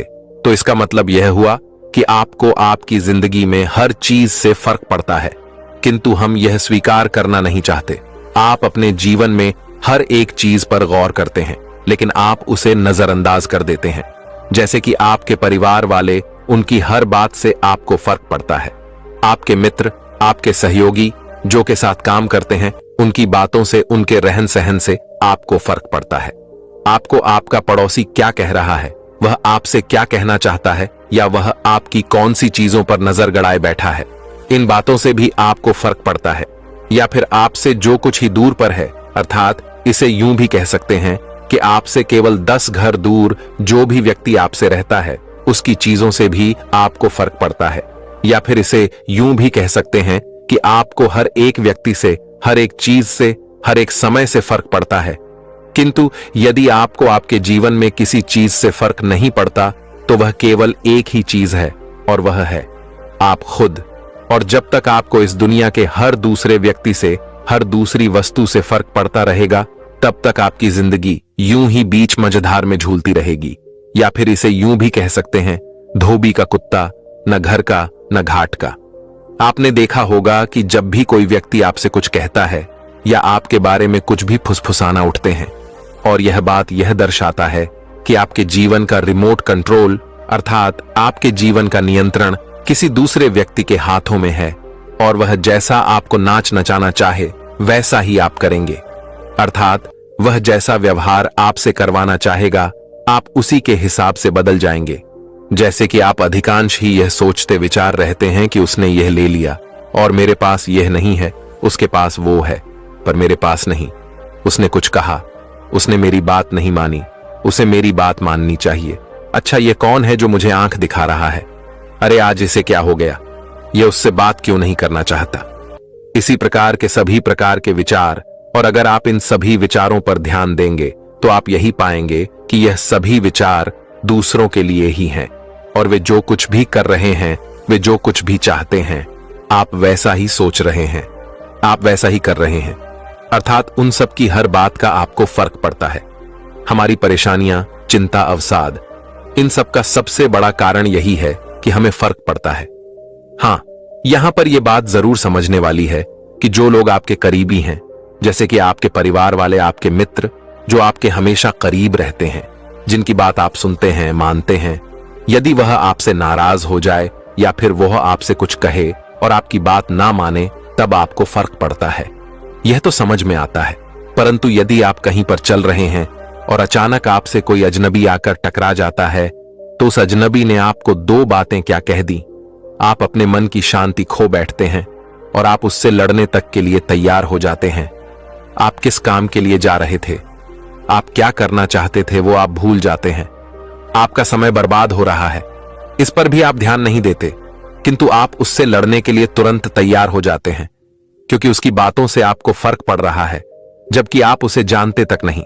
ठीक उसी प्रकार आप कहीं रास्ते से गुजर रहे हैं और अचानक आपके सामने से एक महंगी और चमचमाती हुई गाड़ी निकलती है। आपकी नजरें उस पर गड़ जाती हैं। उसे देखकर आप परेशान हो जाते हैं, चिंतित हो जाते हैं, क्योंकि वह गाड़ी आपके पास नहीं है। आप उस गाड़ी वाले से जलने लगते हैं। उसके प्रति आपके मन में ईर्ष्या उत्पन्न होने लगती है, क्योंकि जैसी गाड़ी आपको पसंद है वह आपके पास नहीं है, लेकिन उस व्यक्ति के पास है।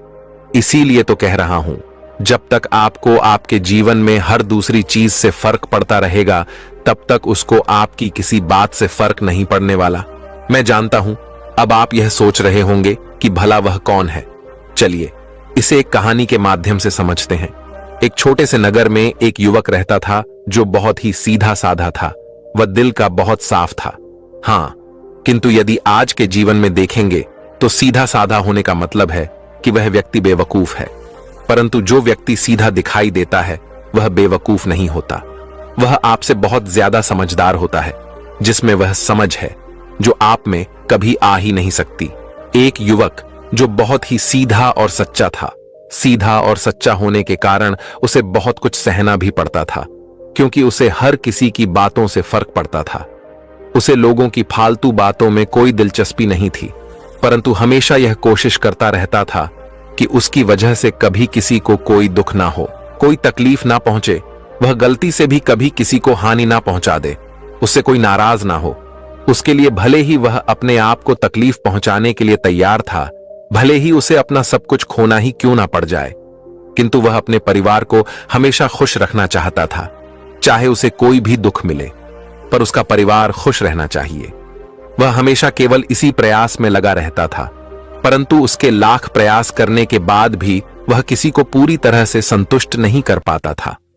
आसपास के लोगों को और यहां तक कि उसके परिवार वालों को भी ऐसा लगता था कि यह तो पागल है, यह तो बेवकूफ है, इसे कुछ पता ही नहीं, इसे तो कुछ भी समझ नहीं आता।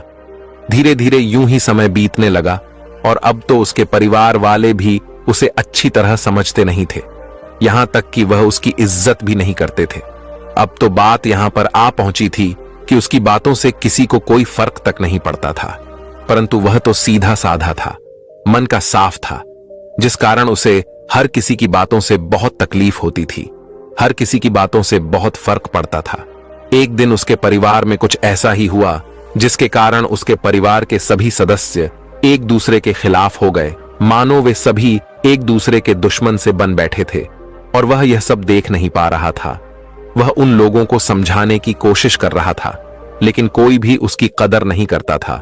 उसकी बातों से किसी को कोई फर्क नहीं पड़ता था, जिस कारण वह यह सब सह नहीं पा रहा था। वह निराश और हताश होकर अपना जीवन समाप्त करने के लिए घर से निकल पड़ा। वह अपने मन में अपने मन की सारी तकलीफें लिए एक रास्ते से होकर गुजर रहा था। तभी उसके कानों में कुछ अपशब्द सुनाई पड़े। उसने मुड़कर देखा तो एक बाग में कुछ लोग एक सन्यासी को अपशब्द कह रहे थे, किंतु वह सन्यासी मस्त होकर हंस रहा था, वह मुस्कुरा रहा था। यह देखकर वह व्यक्ति बहुत अचंभित हुआ। उसे समझ नहीं आया कि आखिर वे लोग उस सन्यासी को अपशब्द कह रहे हैं, फिर भी वह सन्यासी जोर जोर से हंस रहा है। कहीं वह पागल तो नहीं है? आखिर उस सन्यासी को इन लोगों की बातों से फर्क क्यों नहीं पड़ रहा? वो वहां पर खड़े होकर वह सारा नजारा देखने लगा। देखते ही देखते वहां पर उपस्थित सभी लोग वहां से चले गए, किंतु वह सन्यासी अब भी वहीं था। यह देखकर वह व्यक्ति उन सन्यासी के पास जा पहुंचा और कहा, हे गुरुवर, वे लोग आपको इतना भला बुरा कह रहे थे, फिर भी आपको उनकी बातों का तनिक भी बुरा नहीं लगा। क्या आपको उनकी बातों से कोई फर्क नहीं पड़ा? आपके पास तो उनसे कहीं ज्यादा ज्ञान है। आपने उनकी बातों का जवाब क्यों नहीं दिया? इस पर वह सन्यासी मुस्कुराते हुए उस युवक से कहता है, बेटा, कौन भला बुरा कह रहा है?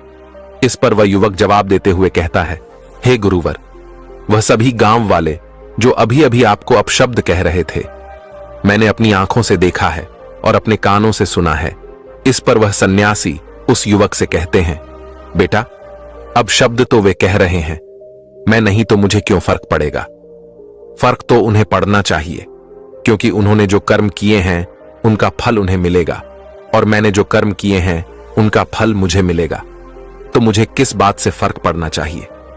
युवक उन सन्यासी की आवाज सुनकर थोड़ा आश्चर्यचकित रह गया और कुछ देर सोच विचार करने के बाद वह उन सन्यासी से कहता है, परंतु गुरुवर, वे सभी आप ही को तो अपशब्द कह रहे थे, पर मैं यह समझ नहीं पाया कि आखिर उन्होंने आपको इतने अपशब्द क्यों कहे? आपको उन्होंने इतना भला बुरा क्यों कहा? आखिर ऐसी क्या बात हो गई थी? इस पर वह सन्यासी जवाब देते हुए उस युवक से कहते हैं, बेटा, उन्होंने मुझसे पूछा था कि ईश्वर है या नहीं। उन सन्यासी के मुख से यह सुनकर वह युवक तुरंत ही उन सन्यासी से प्रश्न पूछते हुए कहता है, तब आपने उन्हें क्या जवाब दिया? इस पर वह सन्यासी उस युवक को जवाब देते हुए कहते हैं, मैंने तो उन्हें सत्य ही कहा। मैंने कहा, जिस ईश्वर को तुम जानते हो वैसा कोई ईश्वर नहीं है, और जिसे तुम नहीं जानते वही ईश्वर है और वही सत्य है। मैंने जैसे ही उनसे इतना कहा, वे सभी नाराज हो गए, वे सभी क्रोधित हो गए और अपने आप को दंड देने लगे। बड़े ही नासमझ लोग हैं, जो मैंने कहा उसके लिए वह अपने आप को दंड दे रहे थे। युवक उन सन्यासी की बात समझ नहीं पाया। वह थोड़ा अचरज में एक बार फिर उन गुरुवर से कहता है, किंतु हे गुरुवर, वह तो आपको भला बुरा कह रहे थे, तो फिर उन्होंने खुद को दंड कहां दिया? इस पर वह उस युवक से कहते हैं, बेटा, हम जो भी कहते हैं, अगर हम अच्छा कहते हैं तो हम भीतर से परमात्मा से भर जाते हैं, और अगर हम बुरा कहते हैं तो हम भीतर से शैतान से भर जाते हैं, और जो व्यक्ति शैतान से भर जाता है उसके साथ भला अच्छा कैसे हो सकता है? इस पर वह युवक एक बार फिर उन गुरुवर से प्रश्न करते हुए कहता है, परंतु हे गुरुवर, उन्होंने आपको इतना कुछ कहा, आपको इतने सारे अपशब्द कहे, क्या आपको उनकी बातों का तनिक भी बुरा नहीं लगा? भला यह कैसे संभव है? इस पर वह गुरुवर एक बार फिर मुस्कुराने लगे और उस युवक का हाथ थामकर उसे एक स्थान ले गए। उस स्थान पर 4 पागल व्यक्ति बैठे हुए थे और वह आपस में बातें कर रहे थे। उन गुरुवर ने उन 4 पागलों की तरफ इशारा करते हुए कहा, बेटा, वहां देखो, वहां पर 4 पागल बैठे हैं, जाओ और उन्हें सही बात समझाने की कोशिश करो। पहले तो युवक उन गुरुवर की इस बात पर थोड़ा सा हिचकाया, लेकिन फिर जैसे तैसे उसने खुद को मनाया और वह उन 4 पागलों के समक्ष पहुंचा। जब वह वहां पर पहुंचा तो उसने सुना कि वे 4 पागल आपस में कुछ बातें कर रहे हैं और उसमें से एक पागल कुछ गलत कह रहा था। तभी वह युवक बीच में बोल पड़ा और वह उन्हें सही बात समझाने की कोशिश करने लगा, लेकिन उन पागलों ने उस व्यक्ति की एक ना सुनी और उसे ही भला बुरा कहना शुरू कर दिया, उसे ही अपशब्द कहने शुरू कर दिए। कुछ देर तक तो वह युवक वहीं पर खड़ा रहा, लेकिन कुछ देर के बाद वह वापस उन गुरुवर के पास वापस लौट आया। यह देख वह गुरुवर उस युवक से कहते हैं, बेटा, क्या तुम्हें उनकी बातों से कुछ फर्क पड़ा? उन्होंने तुम्हें काफी अपशब्द कहे, काफी कुछ भला बुरा कहा, क्या तुम उनकी बातों से नाराज नहीं हो? उन गुरुवर की इस बात का जवाब देते हुए वह युवक कहता है, हे गुरुवर, वे 4 तो पागल हैं और उन्हें सही बात समझ में नहीं आती, और उनकी बातों का बुरा मानकर मैं करूंगा भी क्या? वे सभी तो पागल हैं, उनकी बातों से नाराज होकर भला मुझे क्या लाभ मिलने वाला है? इस पर वह गुरु मुस्कुराने लगे और वह उस यह से कहते हैं, बेटा, ठीक इसी प्रकार से मुझे भी इस पागलों से भरी दुनिया में किसी की बात का बुरा नहीं लगता, ना ही उनकी किसी बात का मुझे कोई फर्क पड़ता है, किंतु इस दुनिया में एक पागल यदि दूसरे पागल को कुछ कह देता है तो उसे अवश्य ही फर्क पड़ता है। इस पर वह युवक तुरंत ही उन गुरुवर से कहता है, हे गुरुवर, क्या हमें अपने परिवार की किसी भी बात का बुरा नहीं मानना चाहिए? क्या हमें उनकी बात का फर्क नहीं पड़ना चाहिए? इस पर वह गुरुवर उस युवक से कहते हैं, बेटा, अगर तुम इन 4 पागलों की फिक्र करो, अर्थात यदि तुम्हारे मन में इन 4 के प्रति थोड़ी सी भी दया हो, थोड़ी सी भी करुणा हो, तो तुम क्या चाहोगी?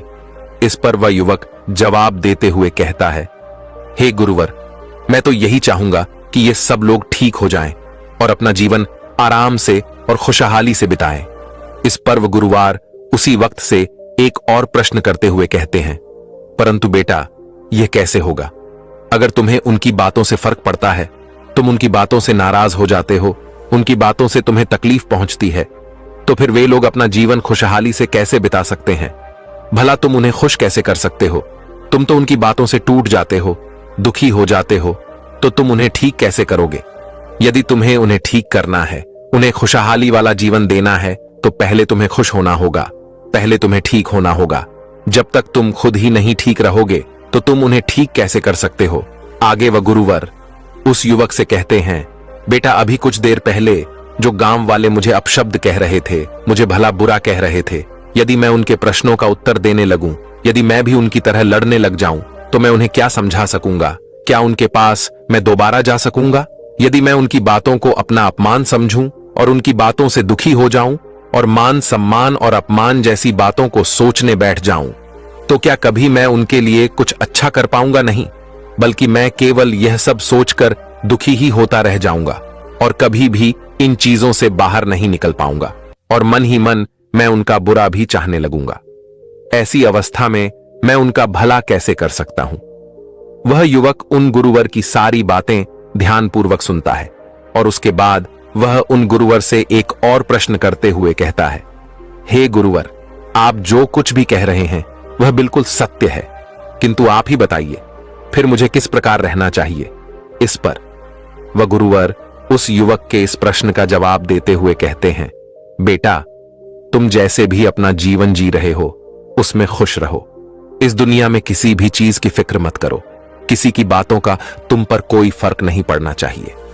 तुम्हें तो अपनी फिक्र करनी चाहिए, क्योंकि तुम बेफिक्र होकर भी सबका अच्छी तरह से ध्यान रख सकते हो, उनका भला कर सकते हो, चीजों को सुधार सकते हो, हालातों को पहले से बेहतर कर सकते हो। किंतु यदि तुम खुद ही उन हालातों में बिखरे पड़े हो, तो तुम भला खुद को कैसे समेटोगे? तुम भला उनका भला कैसे कर सकते हो? यदि तुम खुद ही रो रहे हो तो तुम उन्हें कैसे हंसा सकते हो?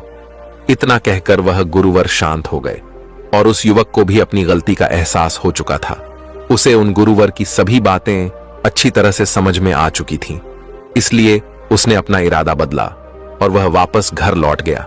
अब से वह हमेशा बेफिक्र रहने लगा था। अब से वह किसी की बातों पर ध्यान नहीं देता था, उससे किसी की बातों का कोई फर्क नहीं पड़ता था। वह तो हमेशा मस्त मौला होकर रहता और देखते ही देखते उसने अपने परिवार में होने वाले कलह कलेश को भी धीरे धीरे पूरी तरह से खत्म कर दिया था। पर दोस्तों, याद रखिएगा, जो व्यक्ति बेफिक्र दिखाई देता है, लोग उसे पसंद नहीं करते। लोगों को वही पसंद आते हैं जो फिक्र करते हैं, जिन पर उनकी बातों का असर होता। जैसे 4 पागल एक समझदार व्यक्ति को पसंद नहीं कर पाते और 4 समझदार व्यक्ति एक पागल को पसंद नहीं कर पाते। अब यहां पर या तो पागल व्यक्ति समझदार को पागल बना देंगे या समझदार व्यक्ति पागल को समझदार बना देंगे। इसलिए यदि जीवन में किसी की फिक्र करनी है तो अपने जीवन की कीजिए, क्योंकि समय नहीं गुजरता, ना ही समय कटता है, परंतु यह जीवन जरूर गुजर जाता है और यह जीवन कट जाता है। इसलिए यदि आप खुश रहना चाहते हैं और आप चाहते हैं कि आपको किसी की बातों का कोई फर्क न पड़े, तो सबसे पहले आपको खुद की परवाह करनी चाहिए, खुद को बेफिक्र बनाना चाहिए, क्योंकि यदि जब तक आप ही खुश नहीं होंगे, आप अपने परिवार को कैसे खुश रख सकते हैं? जब तक आप ही रोते रहेंगे, आप किसी दूसरे के चेहरे पर मुस्कान कैसे ला सकते हैं? इसलिए यदि आपको किसी को खुश करना है, किसी का जीवन संवारना है, तो पहले अपने ऊपर ध्यान दीजिए। वैसे उम्मीद है कि आपने आज की इस वीडियो से जरूर कुछ ना कुछ सीखा होगा और साथ ही मुझे उम्मीद है कि आपको आज की यह वीडियो भी पसंद आई होगी। तो इस वीडियो को लाइक और अपने दोस्तों के साथ शेयर भी जरूर कीजिएगा। एक युवक बहुत ही महत्वाकांक्षी था, उसके बड़े बड़े सपने थे, वह बहुत कुछ हासिल करना चाहता था, बहुत बड़ा बनना चाहता था, लेकिन उसे यह सब कुछ बहुत जल्दी हासिल करना था। उसे हमेशा लगता था कि उसके पास समय बहुत कम है, इसलिए वह जल्द से जल्द अपने सपनों को पूरा करना चाहता था। उसने कई बार कड़ी मेहनत करके जल्दी सफलता हासिल करने का प्रयास किया, लेकिन वह हर बार असफल हो जाता। उसे थोड़ी बहुत कामयाबी तो मिल जाती थी, लेकिन उसे कभी भी अपने मनचाहे परिणाम हासिल नहीं हो पाते थे। इस बात से वह बड़ा परेशान हो जाता था। वह सोचता रहता कि कमी कहां रह रही है। आखिर वह ज्यादा मेहनत करके दूसरों की तुलना में जल्दी सफल क्यों नहीं हो सकता। यह प्रश्न अक्सर उसे बहुत परेशान करता था, लेकिन फिर धीरे धीरे उसे समझ आने लगा कि शायद उसे उन नियमों और रहस्यों के बारे में नहीं पता, जिनका उपयोग करके वह कम समय में भी सफलता हासिल कर सकता है। जिस दिन उसे यह बात समझ आई, उस दिन के बाद से वह ऐसे इंसान की तलाश में रहने लगा जो उसे सफलता के उन नियमों और रहस्यों के बारे में विस्तार से समझा सके। तभी एक दिन उसे अपने एक मित्र के माध्यम से एक ऐसे गुरु के बारे में पता चला जो अपनी बुद्धिमत्ता और ज्ञान के लिए दूर दूर तक प्रसिद्ध थे। वह लोगों की समस्याओं को समझकर बड़ी ही बुद्धिमानी और सरलता से उसका समाधान निकाल लेते थे। साथ थी वो मुश्किल से मुश्किल बात को भी बड़े ही आसान शब्दों में समझा देने में माहिर थे। गुरु के बारे में जानकारी मिलते ही अगले दिन वह युवक सीधे उन गुरु के आश्रम में पहुंच जाता है। वह गुरु एक बौद्ध भिक्षु थे। युवक ने उन्हें प्रणाम किया और उनके सामने बैठ गया। बौद्ध भिक्षु ने युवक से आने का कारण पूछा तो युवक ने कहना शुरू किया, मुनिवर, मेरे सपने बहुत बड़े हैं। मैं जीवन में बहुत कुछ बनना और करना चाहता हूं, बड़ी सफलताएं हासिल करना चाहता हूं, लेकिन मुझे यह सब कुछ कम समय में हासिल करना है। मैंने कई बार कड़ी मेहनत करके जल्दी सफल होने का प्रयास किया, लेकिन मुझे कभी भी मनचाहे परिणाम नहीं मिले। मुझे लगता है कि मुझे सफलता के उन महत्वपूर्ण नियमों और रहस्यों के बारे में जानने की जरूरत है, जिनका उपयोग करके मैं कम समय में बड़ी सफलता प्राप्त कर सकता हूं। क्या आप मुझे उन नियमों और रहस्यों के बारे में विस्तार से समझा सकते हैं? मैं वादा करता हूं कि मैं जरूर उन नियमों का पालन करूंगा। बौद्ध भिक्षु को उस युवक की आंखों में एक ज्वलंत इच्छा शक्ति और जुनून दिखा। वह सफल होने के लिए कितनी भी मेहनत करने और बड़ा से बड़ा त्याग करने के लिए भी तैयार था। बौद्ध भिक्षु ने उसकी आंखों में देखते हुए गंभीर आवाज में कहना शुरू किया, आज मैं तुम्हें 8 ऐसे नियम बताऊंगा जिनका अगर तुम पूरी ईमानदारी से पालन करते हो तो तुम 10 साल के लक्ष्य को 10 महीने में पूरा कर सकते हो। बस शर्त यह है कि इन नियमों पर पूर्ण विश्वास रखते हुए पूरी ईमानदारी से इनका पालन करना है। पहला नियम कि सबसे पहले अपने दिमाग को इस संभावना के लिए खोलो कि हां, यह किया जा सकता है। 1 साल का काम 1 महीने में किया जा सकता है। इस बात का अपने दिमाग को विश्वास दिलाओ, क्योंकि जब तक तुम्हें अंदर से ही इस बात पर पूर्ण विश्वास नहीं होगा कि तुम 10 साल के लक्ष्य को 10 महीने में भी पूरा कर सकते हो, तब तक तुम इसके लिए जरूरी कदम नहीं उठा पाओगे। कोई भी लक्ष्य बाहरी दुनिया में पूरा होने से पहले एक बार हमारे दिमाग में पूरा होता है। इसलिए इस संभावना को स्वीकार करो। ठीक उस विद्यार्थी की तरह जिसने साल भर कुछ खास पढ़ाई नहीं की, लेकिन परीक्षा से 1 महीने पहले सब कुछ भूलकर स्वयं को पढ़ाई में झोंक देता है और इतनी कड़ी मेहनत करता है कि उसके परिणाम सभी को आश्चर्यचकित कर देते हैं। जब वह विद्यार्थी 1 साल की पढ़ाई को अपनी कड़ी मेहनत और एकाग्रता से 1 महीने में पूरा कर सकता है, तो तुम अपने लक्ष्य पूरे क्यों नहीं कर सकते? सफलता के नियम तो सभी के लिए एक बराबर काम करते हैं। दूसरा नियम, 6 महीने के लिए गायब हो जाओ। आने वाले 6 महीने के लिए भूल जाओ कि तुम्हारा कोई है। भूल जाओ अपने दोस्तों और रिश्तेदारों को, अपने पड़ोसियों को। कोई तुम्हें छोड़कर नहीं जाने वाला। जिसको रुकना होगा वह रुकेगा। बस 6 महीने के लिए अपने सारे दरवाजे बंद कर लो और दूर हो जाओ इन सारी भटकाने वाली चीजों से। यानी कि तुम्हें स्वयं को 6 महीने के लिए दुनिया से गायब कर लेना है, जैसे कि तुम कभी यहां थे ही नहीं। तुम्हें अपने आप को 6 महीने के लिए अपने मन, शरीर, लक्ष्य और उद्देश्य के साथ बंद कर लेना है। 6 महीने कोई बहुत ज्यादा समय नहीं होता है। यह सुनने में बड़ा लग सकता है, लेकिन तुम यह भी तो देखो कि यह त्याग तुम किसके लिए कर रहे हो। अपने मित्रों या पड़ोसियों के लिए या खुद के लिए। इन 6 महीनों में अगर तुम्हारे और तुम्हारे लक्ष्य के बीच कोई आ रहा हो, वह भले कितना ही अमीर हो, प्रभावशाली हो, लेकिन अगर फालतू की बातें कर रहा है तो वहां से गायब हो जाओ। अगर तुम्हारे मित्र और रिश्तेदार अपने मतलब से तुम्हें घूमने बुला रहे हैं तो उन्हें मना कर दो, क्योंकि तुम्हारे जाने या ना जाने से उन्हें कोई फर्क नहीं पड़ेगा, लेकिन तुम अपनी जिंदगी में एक कदम पीछे जरूर हो जाओगे। बेमतलब के गप्पे मारने वाले दोस्तों के समूह से दूर हो जाओ। समय भर बात करने वाले लोगों से मतलब रखना बंद कर दो। अगर थोड़े रिश्ते खराब होते हैं तो होने दो। अपनी नींद और ऊर्जा को दूसरे लोगों पर बर्बाद करना बंद कर दो और एकदम स्वार्थी बन जाओ।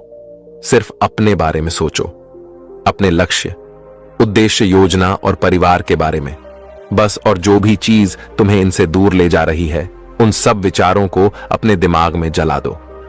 तीसरा नियम, एक सही गुरु की तलाश करो। अगर तुम्हें किसी काम में जल्दी सफल होना है और उसके शीर्ष पर पहुंचना है, तो तुम्हें अपना समय उस काम का साधारण ज्ञान रखने वाले लोगों के साथ बर्बाद नहीं करना चाहिए, बल्कि तुम्हें तो सीधा उस इंसान के पास जाना चाहिए जो पहले से ही उस काम के शिखर पर है, क्योंकि वही इंसान तुम्हें सबसे अच्छे से सिखा सकता है कि शीर्ष तक कैसे पहुंचना है। उसने उन सारी मुश्किलों और बाधाओं का सामना कर रखा है जिनका तुम भविष्य में सामना करोगे। इसलिए वह अपने अनुभवों से तुम्हें ऐसी बातें सिखा सकता है जिसे स्वयं सीखने में तुम्हें अपना बहुत सारा समय खर्च करना पड़ेगा। तो 10 साल के लक्ष्य को सिर्फ 10 महीने में पूरा करने के लिए तुम्हें अपने क्षेत्र के सबसे सफल लोगों में से एक को अपना गुरु, अपना मार्गदर्शक बनाना पड़ेगा। दोस्तों, चाहे पैसा हो या सफलता, दोनों को 10 गुना स्पीड से हासिल किया जा सकता है। बस इसके लिए सही गाइडेंस, फोकस और मेहनत की जरूरत है। फिर गुरु कहते हैं कि चौथा नियम, एक स्पष्ट और निश्चित लक्ष्य तय करो। निश्चित कर लो कि तुम्हें क्या और कितने समय में हासिल करना है। तुम्हारा लक्ष्य स्पष्ट रूप से तुम्हारे पास लिखा हुआ होना चाहिए। तुम भले ही कितने ही होशियार हो, कितने ही बुद्धिमान हो, कितना भी तेज तुम्हारा दिमाग हो, लेकिन अगर तुम्हारे पास एक स्पष्ट लक्ष्य नहीं है और तुम अपने लक्ष्य की तरफ रोज मेहनत नहीं कर रहे हो, तो बड़ी सफलता तुम्हें कभी नहीं मिल सकती। बस सफलता के लिए एक स्पष्ट लक्ष्य का होना सबसे जरूरी है। मानवीय स्वभाव के बारे में एक बात है कि अगर तुम्हारा लक्ष्य बहुत ज्यादा आसान होगा तो तुम उसे हल्के में छोड़ दोगे, और अगर तुम्हारा लक्ष्य बहुत ज्यादा मुश्किल होगा तब भी तुम उसे असफल होने के डर से छोड़ दोगे। इसीलिए लक्ष्य ऐसे होने चाहिए जो मुश्किल तो है, लेकिन उन्हें पूरा किया जा सके। अगली बात, तुम्हारे जीवन के लक्ष्य यानी प्राथमिकताएं 3 से ज्यादा नहीं होनी चाहिए। अगर तुम्हारी 3 से ज्यादा प्राथमिकताएं हैं, यानी सरती यान ऐसे काम है जो तुम्हें लगता है सारे बराबर जरूरी है, सारे करना जरूरी है, तब उनमें से एक भी ऐसा काम नहीं है जो सच में जरूरी है। 3 से ज्यादा प्राथमिकताएं होने का मतलब है कि एक भी ढंग की प्राथमिकता नहीं है। प्राथमिकता का मतलब होता है उद्देश्य, यानी जो है बस यही है और इतने समय में ही है। कोई उद्देश्य नहीं मतलब भटका हुआ, दुखी और अस्तव जीवन। उद्देश्य मतलब मजा क्या चाहिए। फिर गुरु कहते हैं कि पता है तुम्हें, अगर किसी इंसान के पास कोई उद्देश्य ही नहीं है तो वह हमेशा भटकता ही रहेगा। ज्यादातर लोगों की जिंदगी का नियम बड़ा अजीब है। उनको नहीं पता कि उन्हें क्या चाहिए और वह बस लगे हुए हैं। इसलिए अगर तुम्हें 10 साल का लक्ष्य सिर्फ 10 महीने में हासिल करना है तो तुम्हारा लक्ष्य तुम्हारे दिमाग में स्पष्ट रूप से अंकित होना चाहिए। 5वां नियम, लक्ष्य को पाने के लिए एक विस्तृत योजना बनाओ। देखो कि तुम्हारे लक्ष्य को हासिल करने के लिए 3 सबसे जरूरी काम क्या हैं, उनका पता लगाओ और फिर उन कामों को आगे छोटे छोटे हिस्सों में बांट लो। अपने 10 महीने के लक्ष्य को दिनों, हफ्तों और महीनों में बांट लो और यह निश्चित करो कि तुम हर दिन अपने उस बांटे हुए काम को पूरा कर रहे हो। इसके साथ ही तुम्हारे पास 3 ऐसे ठोस कारण होने चाहिए कि तुम्हें यह लक्ष्य क्यों हासिल करना है। याद रखो, जितना ज्यादा मजबूत तुम्हारा कारण होगा, उतनी ही ज्यादा संभावना है कि तुम्हारा लक्ष्य हासिल हो जाएगा। हर दिन उस लक्ष्य को पूरा होता हुआ देखो और महसूस करो कि जब तुम उस लक्ष्य को हासिल कर लोगे तो कैसा महसूस करोगे। उसे महसूस और अनुभव करने की कोशिश करो। साथ ही यह प्रश्न भी अपने से पूछना जरूरी है कि तुम्हारा जो लक्ष्य है उसे पूरा करने के लिए क्या क्या करना जरूरी है और क्या छोड़ना पड़ेगा। तुम्हें अपने लक्ष्य के बारे में यह अंदाजा भी जरूर होना चाहिए कि तुम्हारा लक्ष्य कितना मुश्किल है। तुम्हें अपने लक्ष्य को हासिल करने के लिए कितनी मेहनत करनी पड़ेगी, कितना त्याग करना पड़ेगा, इस बात का भी तुम्हें अंदाजा होना चाहिए। 6वां नियम, स्वयं के अंदर प्रबल एकाग्रता और अनुशासन विकसित करो। कभी कभी ऐसा होता है ना कि हम बहुत ज्यादा ऊर्जावान महसूस करते हैं। हमें लगता है आज बड़ा अच्छा लग रहा है, पर समस्या यह है कि यह कभी कभी ही महसूस होता है। याद करो उस दिन के बारे में, जिस दिन तुम बहुत ज्यादा एकाग्र थे, बहुत ज्यादा काम करने का मन कर रहा था। तुम्हारे अंदर यह नहीं आ रहा था कि मैं कल से करूंगा। एक उत्साह था, तुम्हारे अंदर एक ऊर्जा थी। सोचो, अगर तुम्हारे साथ यह हर रोज होने लगे तो तुम अपनी जिंदगी में क्या कुछ हासिल नहीं कर सकते। आलस, थकान, काम में मन न लगना, ध्यान भटकना, हार मानने का मन करना, बार बार काम को बदलना, यह सब ना हो। इसीलिए तुम्हारा ध्यान होना चाहिए अपनी ऊर्जा नियंत्रण पर। हमें हर दिन एक निश्चित मात्रा में ऊर्जा मिलती है, इसलिए इसका सही से उपयोग करना सीखो। अपना सबसे अच्छा समय जब तुम जोश में होते हो, उस समय सिर्फ वह करो जो तुम्हारे लिए सबसे ज्यादा जरूरी है। बाकी दुनिया की बातें सब बाद में। पहले दिन जिस काम को जितने समय में कर सकते थे, प्रयास करो अगली बार उसे और कम समय में कर सको और कष्ट को झेलो। तुम्हारा शरीर और दिमाग एक समय के बाद उसे स्वीकार कर लेंगे। फिर एक दिन मजाक हो जाएगा तुम्हारे लिए वह करना। जिस लक्ष्य को तुम्हें पाना है, उसे पाने में अगर कोई चीज रोके या बाधा बने तो उसे छोड़ दो, उससे किनारा कर लो या टाल दो। जिससे वह बहुत ज्यादा परेशान था। उसे कहीं भी शांति नहीं मिल रही थी। वह लगातार उस पेड़ पर मुक्का मार रहा था, जिससे उसकी उंगलियां लहूलुहान हो चुकी थी। उसी जंगल में एक शीतल पानी का झरना था। वहां पर एक बिच्छू रोज संध्या समय स्नान करने आया करते थे। यह उनका नित्य का नियम था।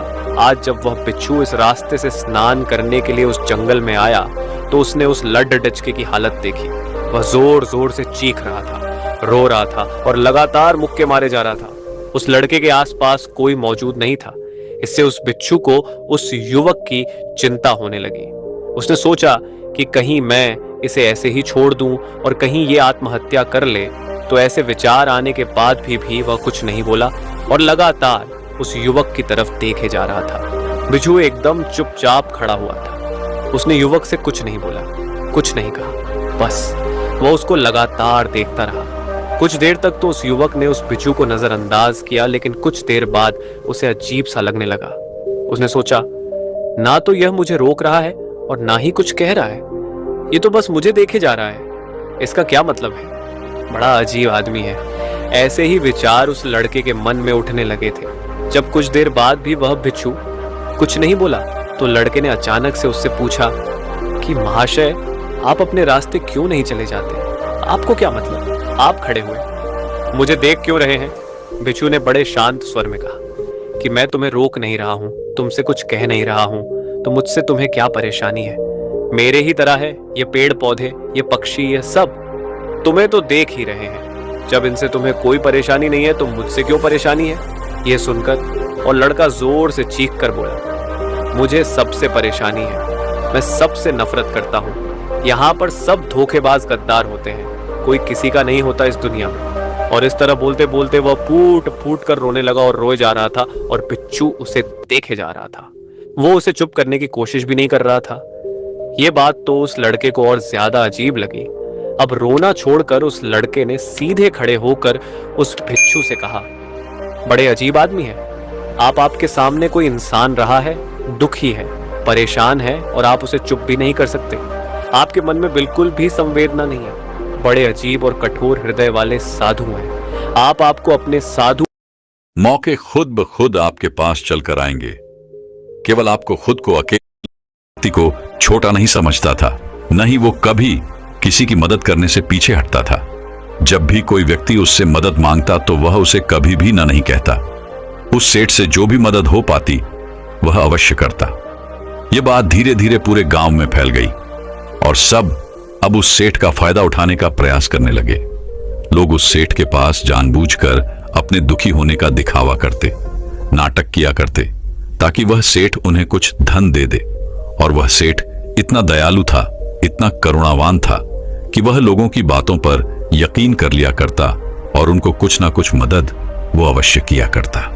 और उस सेठ को हमेशा बस यही लगता था कि वह उन जरूरतमंदों की मदद कर रहा है जिन्हें उसकी सच में आवश्यकता है, जिस कारण उसका मन बहुत शांत रहता और वह मन ही मन बड़ा प्रसन्न भी रहा करता था।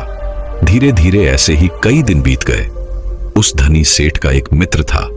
उसे जब यह बात पता चली कि लोग उसके मित्र का फायदा उठा रहे हैं, उससे झूठ बोलकर धन ऐंठ रहे हैं, तो वह अपने मित्र के पास गया और उसने उस धनी सेठ को सारी बातें, वह सारी असलियत बता दी।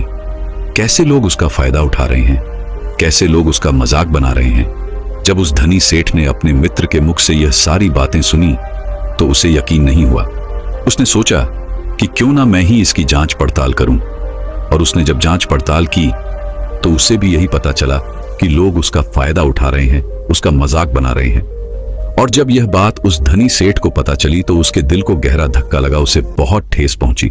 लेकिन इतने समय में अब उस धनी सेठ के कई मित्र बन चुके थे। उनमें से कई मित्र सच्चे थे तो कई झूठ थे, लेकिन उनमें से कौन से मित्र सही थे और कौन गलत, यह उस धनी सेठ के लिए जान पाना बहुत मुश्किल सा हो गया था, क्योंकि वह अक्सर ही भीड़ भाड़ में घिरा रहता था।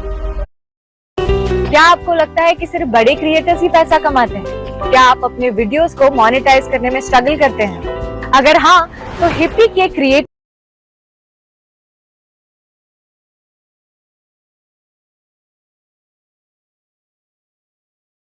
कभी कभी आपने ये महसूस किया है कि कोई बात दिमाग में बार बार घूम रही है। मान लीजिए कोई गलती हो गई या कोई फैसला लेना है तो उसके बारे में सोचना तो स्वाभाविक है, लेकिन ज्यादा सोचने की आदत लग जाए तो यह तनाव का कारण बन सकता है। ऐसे में मन में तरह तरह के विचार आते रहते हैं, जैसे क्या होगा अगर मैं असफल हो गया, या क्या मैंने उन्हें नाराज कर दिया। ये विचार हमें चिंतित, परेशान और बेचैन बना देते हैं। ज्यादा सोचने से हम असल में कुछ कर ही नहीं पाते और जिंदगी के मौके भी हाथ से निकल सकते हैं। दोस्तों, एक समय की बात है, एक नगरी में एक व्यक्ति रहता था जिसका नाम विजय था। विजय एक मेहनती किसान था और अपने काम में बहुत मेहनती था, लेकिन विजय की सबसे बड़ी समस्या थी चिंता। वह एक साधारण जीवन जीता था, परंतु उसकी मनमानी चिंताएं उसे हमेशा तंग करती रहती थीं। रोज वो अपने कामों को करते हुए अपने मन के कोने में यह सोचता रहता कि आने वाला कल कैसा होगा। विजय को हमेशा यह लगता था कि उसका भविष्य अनिश्चित है। उसे लगता था कि वह किसी अच्छे या बुरे कल के सामने है, जिससे उसका जीवन पूरी तरह से प्रभावित हो जाएगा। वह अपनी चिंताओं में इतना खो जाता कि उसका व्यक्तित्व भी प्रभावित हो जाता। सुबह उठते ही विजय सोचने लगता था कि आज क्या होगा, क्या काम ठीक से चलेगा, क्या वह पर्याप्त पैसा कमा पाएगा, क्या उसका परिवार खुश रहेगा। इन सवालों का जवाब न होने के कारण उसके मन में एक तूफान उठ खड़ा होता। रात भर नींद न आने के कारण उसकी आंखें सूजी हुई रहती। सुबह होते ही वह थका हुआ और निराश महसूस करता। उसकी चिंता सिर्फ भविष्य तक ही सीमित नहीं थी, वह हर छोटी छोटी बात को लेकर भी चिंतित रहता। यदि कोई काम समय पर पूरा न हो पाता तो वह घंटों सोचता रहता कि क्या होगा इसका बुरा परिणाम। इस चिंता के कारण वह जीवन का आनंद नहीं ले पाता था। वह एक ऐसा व्यक्ति था जो हर काम शुरू करता था, लेकिन उसे पूरा करने का साहस नहीं होता था। डर का साया उसके पीछे हमेशा बना रहता था, जो उसे बीच में ही हार मानने पर मजबूर कर देता था। यह डर केवल असफलता का ही नहीं था, बल्कि अपने और अपने परिवार के भविष्य को लेकर भी था। हर रोज रात को सोने से पहले उसके मन में अनेक प्रश्न उठते थे। क्या मैं अपने बच्चों को एक अच्छा जीवन दे पाऊंगा? क्या मैं उनका पालन पोषण ठीक से कर पाऊंगा? क्या मेरे बाद उनका क्या होगा? ये चिंताएं उसे रातों रात जगाए रखती थीं। उसके माथे पर चिंता की गहरी रेखाएं उभर आई थीं और उसकी आंखों में हमेशा एक उदासी छाई रहती थी। वह सोचता था कि काश वह कुछ ऐसा कर पाता जिससे उसका भविष्य और उसके परिवार का भविष्य सुरक्षित हो जाता। उसने कई बार नौकरी बदलने की कोशिश की, लेकिन हर बार असफलता का सामना करना पड़ा। धीरे धीरे उसकी आत्मविश्वास कम होने लगा और हताशा उसे घेरने लगी। इस चिंता के समाधान की तलाश में वह कई ज्ञानियों से मिला। उसने प्रसिद्ध आर्षियों, विद्वानों और संतों की शरण ली। उनसे घंटों बातें की, अपनी चिंता का कारण बताया और समाधान की भीख मांगी, लेकिन किसी भी ज्ञानी, आर्षि या संत ने उसकी चिंता का समाधान नहीं बता पाया। सभी ने उसे धैर्य रखने और भगवान पर भरोसा करने की सलाह दी। निराश होकर वह अपने मित्रों और सगे संबंधियों से भी इस बारे में बात करने लगा। कई लोगों ने उसे सलाह दी कि वह अपना धन किसी सुरक्षित जगह पर निवेश करे ताकि उसे मुनाफा मिल सके। कुछ लोगों ने कहा कि उसके ग्रह नक्षत्र ठीक नहीं चल रहे हैं और उसे ज्योतिषी से सलाह लेनी चाहिए। कुछ अन्य लोगों ने कहा कि उसके कर्मों में ही कोई कमी है और उसे अच्छे कर्म करने चाहिए। लेकिन सारे नुस्खे, हिदायतें और सलाह को बखूबी निभाने के बाद भी उसके मन में अजीब सी बेचैनी थी। एक दिन उसे इतने परेशानी में देख उसके एक मित्र ने उसे एक बौद्ध भिक्षु के बारे में बताया। उस मित्र ने कहा कि जो कोई भी उन बौद्ध भिक्षु से मिलने जाता है वे उसकी समस्या का समाधान अवश्य ही करते हैं। चाहे समस्या कितनी ही बड़ी क्यों न हो, उनके समझाने का तरीका थोड़ा अलग होता है। वे अपनी बातों को कुछ अनोखे ढंग से समझाते हैं। बहुत खुश हुआ। उसे लगा कि हां, अब वही साधु बाबा उसकी समस्या का समाधान बता सकते हैं। उत्सुकता से वह व्यक्ति तुरंत बौद्ध भिक्षु के आश्रम की ओर चल पड़ा। आश्रम एक शांत और सुंदर स्थान पर स्थित था। चारों ओर ऊंचे पेड़ों से घिरा हुआ था। जैसे उसने धीरे से दरवाजा खटखटाया और अंदर प्रवेश किया। वह बौद्ध भिक्षु एक बैठने स्थान पर बैठकर ध्यान कर रहे थे। तभी विजय वहां जाकर वह उन बौद्ध भिक्षु से कहता है, हे महाराज, मैंने आपके बारे में बहुत सुना है। लोग आपकी प्रशंसा करते थकते नहीं। मैंने यह भी सुना है कि जो भी आपके पास अपनी समस्या लेकर आता है, आप उसका समाधान उसे अवश्य देते हैं। हे महाराज, मेरी हाथ जोड़कर आपसे एक विनती है। मेरी भी एक समस्या है। मुझे अपने आने वाले कल की चिंता है। मैं चाहता हूं कि मेरे बच्चे और परिवार सुरक्षित रहें और उनका भविष्य सुरक्षित हो। मैं अपने भविष्य की चिंताओं में अपना सारा समय गुजार देता हूं। मुझे बहुत डर लगता है भविष्य के बारे में सोच सोचकर। मेरे मन में अनेक प्रश्न उठते थे। क्या मैं अपने बच्चों को एक अच्छा जीवन दे पाऊंगा? क्या मैं उनका पालन पोषण ठीक से कर पाऊंगा? मेरे बाद उनका क्या होगा? ये चिंताएं मुझे रातों रात जगाए रखती है। अगर आप उसका समाधान कर देंगे तो आप जो चाहेंगे मैं आपको वो देने को तैयार हूं। फिर भले ही मुझे बाजार से कर्ज क्यों ना लेना पड़े। विजय की बात सुनकर वह बौद्ध भिक्षु मुस्कुराते हैं और कहते हैं, बेटा, धन दौलत से मेरे मन को कोई संतोष नहीं मिलता। मुझे ये सारी चीजें नहीं चाहिए। मैं तुम्हारी समस्या का हल तभी निकाल सकता हूं जब तुम मेरी बातों पर गंभीरता से ध्यान दो। जब तक तुम मुझ पर भरोसा नहीं करोगे, मेरी मदद भी तुम्हारे काम नहीं आ सकती। अगर तुम्हें मुझे कुछ देना ही है तो मैं तुम्हारा समय चाहता हूं। क्या तुम मेरे लिए समय निकाल सकते हो ताकि मैं तुम्हें समझा पाऊं कि तुम क्या गलती कर रहे हो? यह सुनते ही विजय की आंखों में जो आशा की किरण चमक उठी और वह तुरंत ही बौद्ध भिक्षु से बोला, जी गुरुजी, मैं आपको अपना समय देने के लिए तैयार हूं। आप जो कहेंगे मैं वह करूंगा। बस मेरी समस्या का समाधान दे दीजिए। बौद्ध भिक्षु विजय की निश्चित दृढ़ता को देखकर प्रसन्न हुए और उससे कहा कि बेटा, मुझे तुम्हारे 7 दिन का समय चाहिए और इन 7 दिन में तुम मेरे इस आश्रम में रहना होगा। जैसा मैं कहूं ठीक वैसा ही करना होगा। क्या तुम तैयार हो? युवक थोड़ा सोच में पड़ गया। उसके दिमाग में यह ख्याल आया कि अगर वह 7 दिन तक बौद्ध भिक्षु के साथ रहेगा तो उसका काम कैसे चलेगा, उसके घर के खर्चे कैसे पूरे होंगे और सबसे जरूरी बात, उसकी पत्नी ये सुन के क्या कहेगी। लेकिन उसे समाधान भी चाहिए था। आदमी ने सोचा, अगर मैं अपनी पत्नी से कहूं कि मुझे अपनी समस्या का समाधान ढूंढकर बेहतर इंसान बनना है और इसके लिए मुझे 7 दिन इन बौद्ध भिक्षुओं के साथ रहना होगा, तो अवश्य ही उसकी पत्नी उसे बौद्ध भिक्षु के साथ रहने की इजाजत देगी। और वैसे भी मेरी जिंदगी से बस 7 दिन ही तो है। लेकिन अगर मैं इस समस्या का समाधान नहीं ढूंढ पाया तो यह चिंता मुझे जीवन भर परेशान करेगी। उसने सोचा कि वह इस समस्या का समाधान ढूंढने के लिए 7 दिन समर्पित कर सकता है।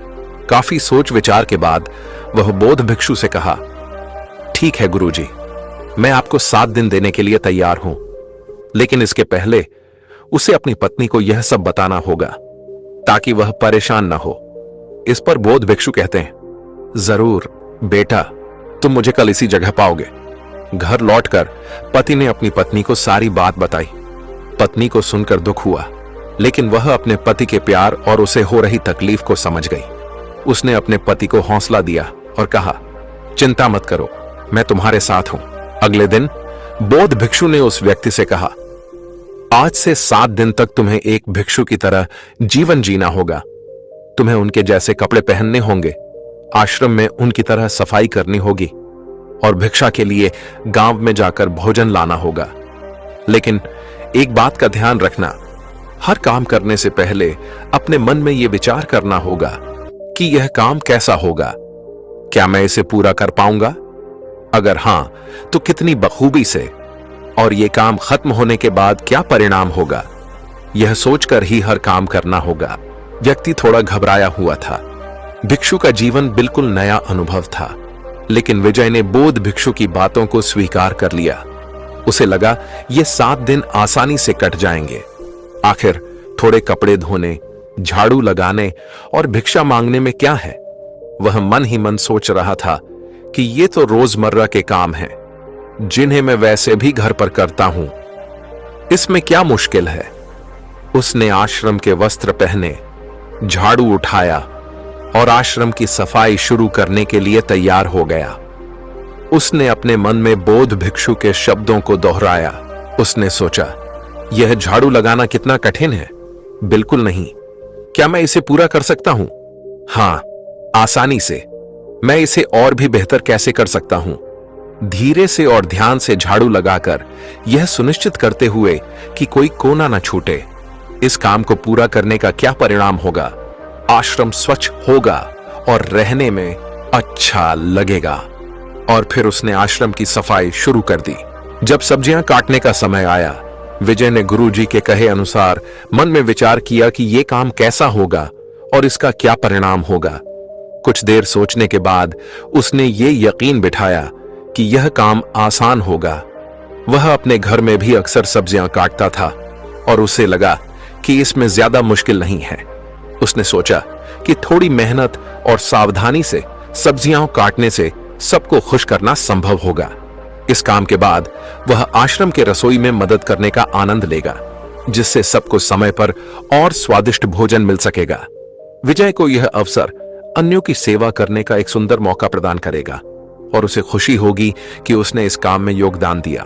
जब भिक्षा मांगने का समय आया तो विजय ने मन में सोचा कि कैसा होगा भिक्षा मांगना।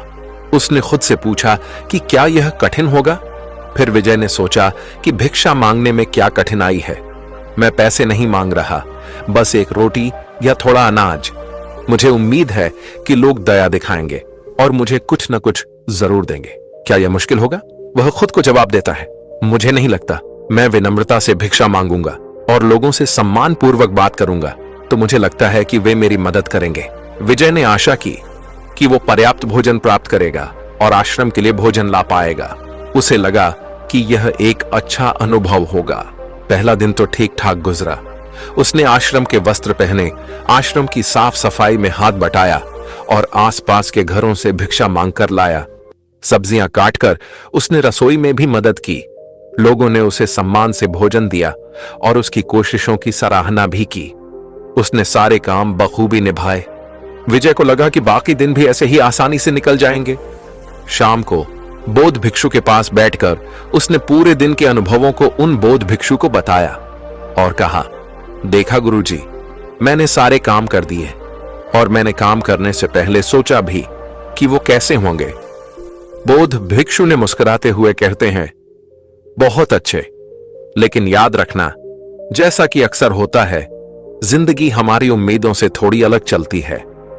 हर दिन एक जैसा नहीं होता। कल शायद परिस्थितियां अलग हों। और ऐसा ही कुछ अगले दिन से विजय के साथ होने लगा। अगले ही दिन दिक्कतें शुरू हो गईं।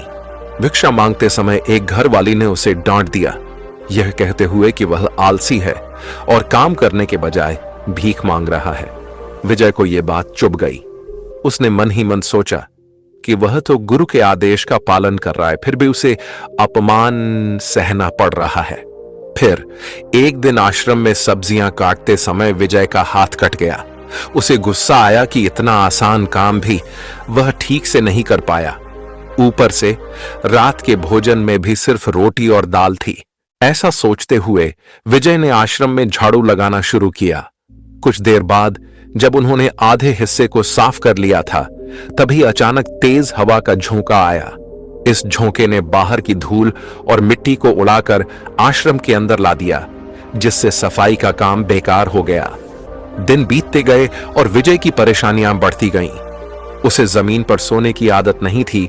उसकी पीठ में दर्द होने लगा। ध्यान के दौरान उसका मन भटकता रहता। तो कभी पर्याप्त भिक्षा न मिलने पर विजय को भूख से व्याकुल होकर आश्रम खाली हाथ लौटना पड़ता था। विजय को जल्द ही एहसास हुआ कि यह काम उतना आसान नहीं है जितना उसने सोचा था। धीरे धीरे विजय का उत्साह कम होता गया। उसने सोचा था ये 7 दिन आसान होंगे, लेकिन असल में ये काफी मुश्किल भरे निकले। हर रात सोने से पहले वह सोचता था कि ये 7 दिन कब खत्म होंगे। उसने सोचा अगले 7 दिन तो बहुत मुश्किल से कटेंगे। उसने बौद्ध भिक्षु को अपनी परेशानी बताई। उसने कहा, गुरुजी, आपने जैसा कहा मैं वैसा ही करने की कोशिश कर रहा हूं।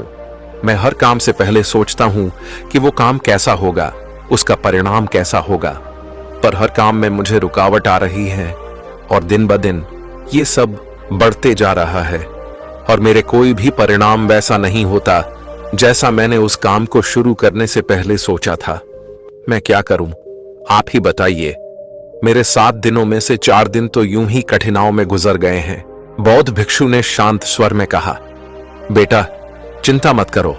मैंने ये सब तुम्हें इसलिए करने के लिए कहा था ताकि तुम समझ पाओ कि ऐसा ही तुम अपने जीवन में भी करते आए हो।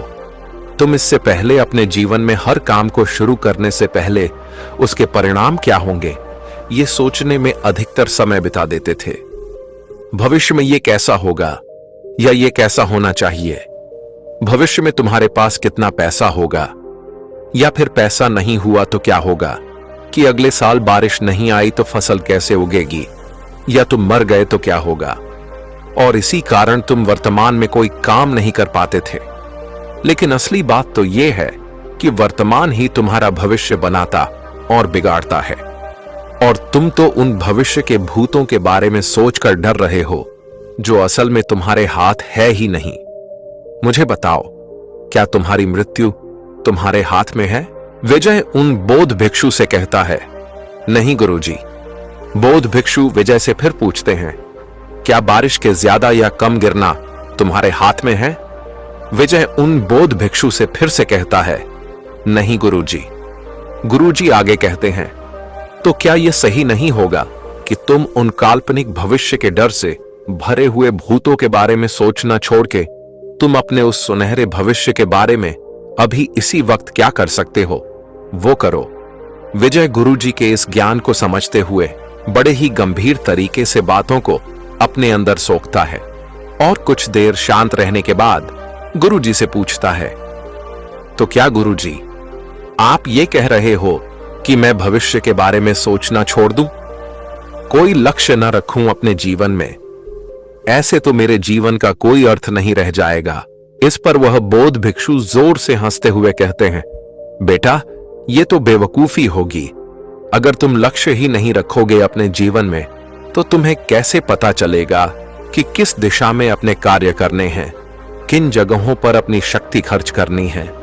आगे वह बौद्ध भिक्षु कहते हैं कि इस दुनिया में हर किसी को भविष्य के बारे में सोचना चाहिए, लेकिन यह भी याद रखो कि भविष्य के बारे में तुम सिर्फ इसलिए सोच रहे हो ताकि तुम अपनी दिशा तय कर सको, एक लक्ष्य बना सको, ताकि तुम्हें पता हो कि तुम्हें कहां जाना है या क्या बनना है। लेकिन अगर तुम बस उसी के बारे में सोचते रहने की भूल करोगे और वर्तमान में उस लक्ष्य को पाने के लिए कुछ भी नहीं करोगे, तो तुम्हारे जीवन में निराशा और दुख के सिवाय कुछ नहीं बचेगा। और इसीलिए अब से तुम्हारे 7 दिनों में से बाकी के 3 दिन तुम हर काम अब इस नए ज्ञान को ध्यान में रखते हुए करना।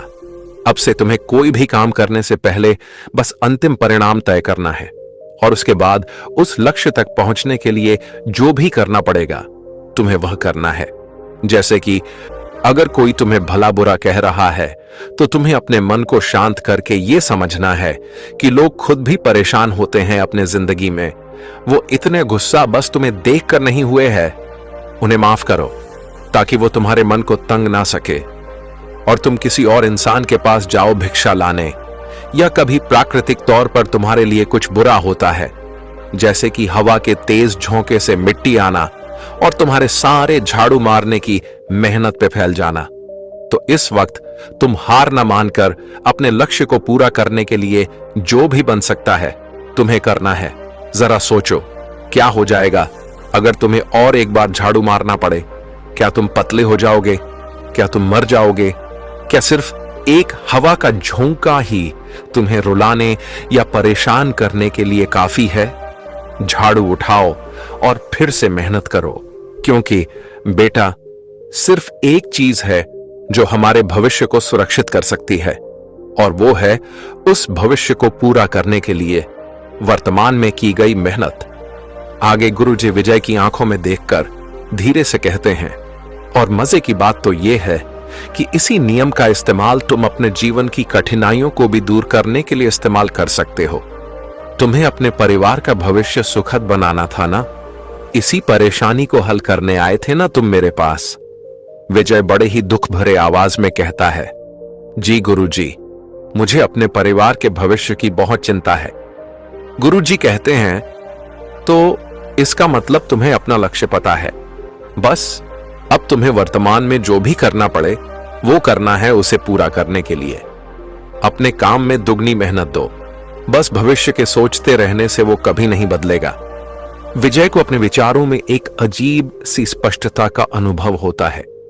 कुछ देर शांत बैठकर उसने जो कुछ भी सीखा था उसे याद रखने का संकल्प लिया। फिर बौद्ध भिक्षु से बोला, गुरुजी, अब मुझे सब समझ में आ गया है। मुझे लगता है कि बाकी के 3 दिन मैं आपके निर्देशों का पालन करूंगा।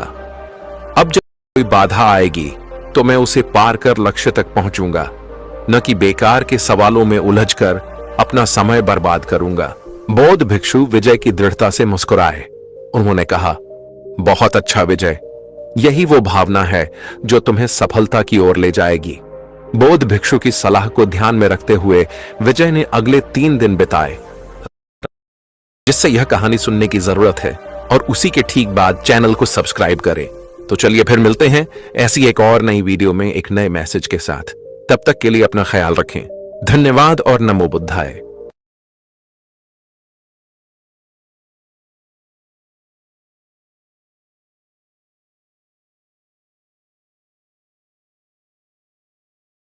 Glowing skin tips. सिर्फ एक रात में शीशे जैसा चमक उठेगा चेहरा, बस सोने से पहले कर लें ये आसान काम।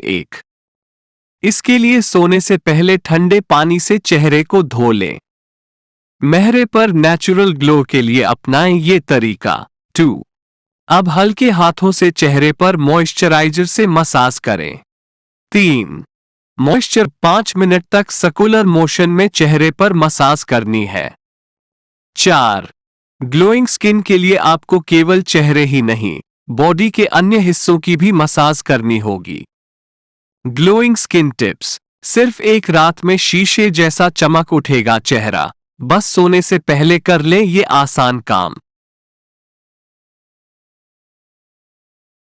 रात के समय चेहरे को ठंडे पानी से धोकर करीब 1-2 मिनट तक चेहरे पर मॉइस्चराइजर से मसाज करते हैं तो ये आपको शीशे जैसी चमकदार स्किन पाने में मदद कर सकता है। ग्लोइंग स्किन पाना भला किसकी ख्वाहिश नहीं होती है। हर कोई चाहता है कि उनका चेहरा हमेशा निखारा और ग्लो करता रहे। यही वजह है कि आज मार्केट में कई ऐसे प्रोडक्ट्स आ गए हैं जो त्वचा पर रातों रात असर दिखाने का दावा करते हैं। हालांकि चेहरे की खूबसूरती को और अधिक बढ़ा देने का दावा करने वाले ये प्रोडक्ट्स कई बार उल्टा ही असर कर जाते हैं। इस तरह के प्रोडक्ट्स का इस्तेमाल करने से कई बार आपको मुहासों, ड्राई स्किन जैसी कई स्किन से जुड़ी समस्याओं का सामना करना पड़ता है। वहीं कुछ प्रोडक्ट्स जो वाकई असर दिखाते हैं, उनके महंगे दाम आपके महीने भर के बजट को बिगाड़ सकते हैं। ऐसे में अगर आप भी ग्लोइंग स्किन का सपना देखते हैं लेकिन इसके लिए किसी केमिकल युक्त प्रोडक्ट का इस्तेमाल नहीं करना चाहते हैं, तो ये आर्टिकल आपके लिए मददगार साबित हो सकता है। इस लेख में हम आपको ऐसा तरीका बताने जा रहे हैं जिसकी मदद से आप महज एक रात में बेहद आसानी से अपनी स्किन को शीशे जैसी चमकदार बना सकते हैं। कमाल की बात यह है कि इसके लिए आपको किसी महंगे प्रोडक्ट की जरूरत भी नहीं पड़ेगी। क्या है तरीका? इसके लिए सोने से पहले ठंडे पानी से चेहरे को धो लें। आप चाहे मेकअप लगते हैं या नहीं, लेकिन अच्छी स्किन के लिए सोने से पहले चेहरे की सफाई करना बेहद जरूरी है। अब हल्के हाथों से चेहरे पर मॉइस्चराइजर से मसाज करें। ध्यान रहे कि ये मसाज आपको फेस वॉश करने के 1-2 मिनट के अंदर ही करनी है। चेहरे पर नमी बरकरार हो, साथ ही उस पर पानी पूरा तरह सूखा ना हो।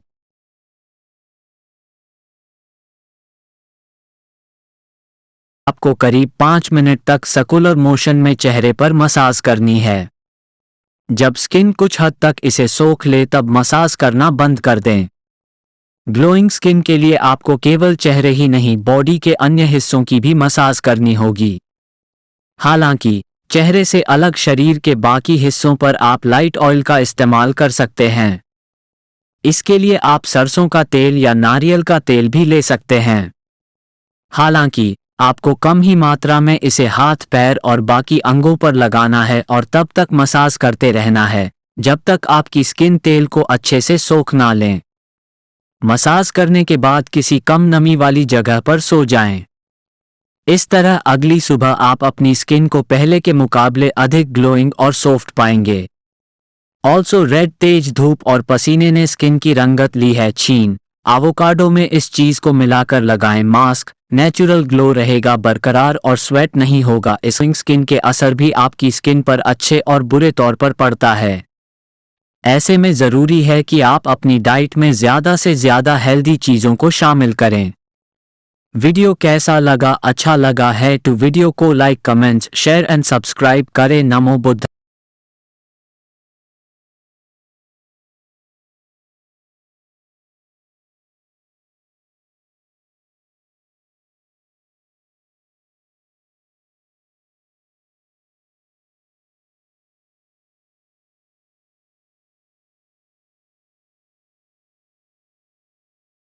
स्किन के लिए सुबह इन ड्रिंक्स को पीना बेहद फायदेमंद। Morning drinks for natural glowing skin. पानी के साथ अपना दिन शुरू करने के अलावा आप अपनी चमकदार मॉर्निंग स्किन केयर रूटीन में शामिल कर सकते हैं।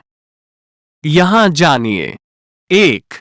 नींबू पानी में शहद मिलाकर पिएं। गुनगुने पानी में नींबू और शहद मिलाकर सेवन करने से ये स्किन के लिए कमाल का काम कर सकता है।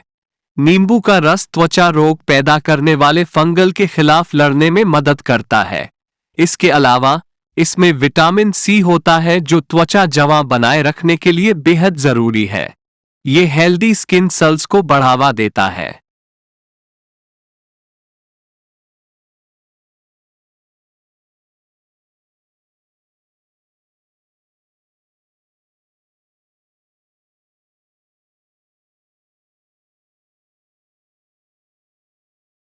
रस पिए। आपको सुबह सबसे पहले ताज़ा फलों को निचोड़ना है और उसके रस का सेवन करना है, वो भी रेसों के साथ। यानी आपको जूस को छानने के लिए छन्नी का इस्तेमाल नहीं करना है।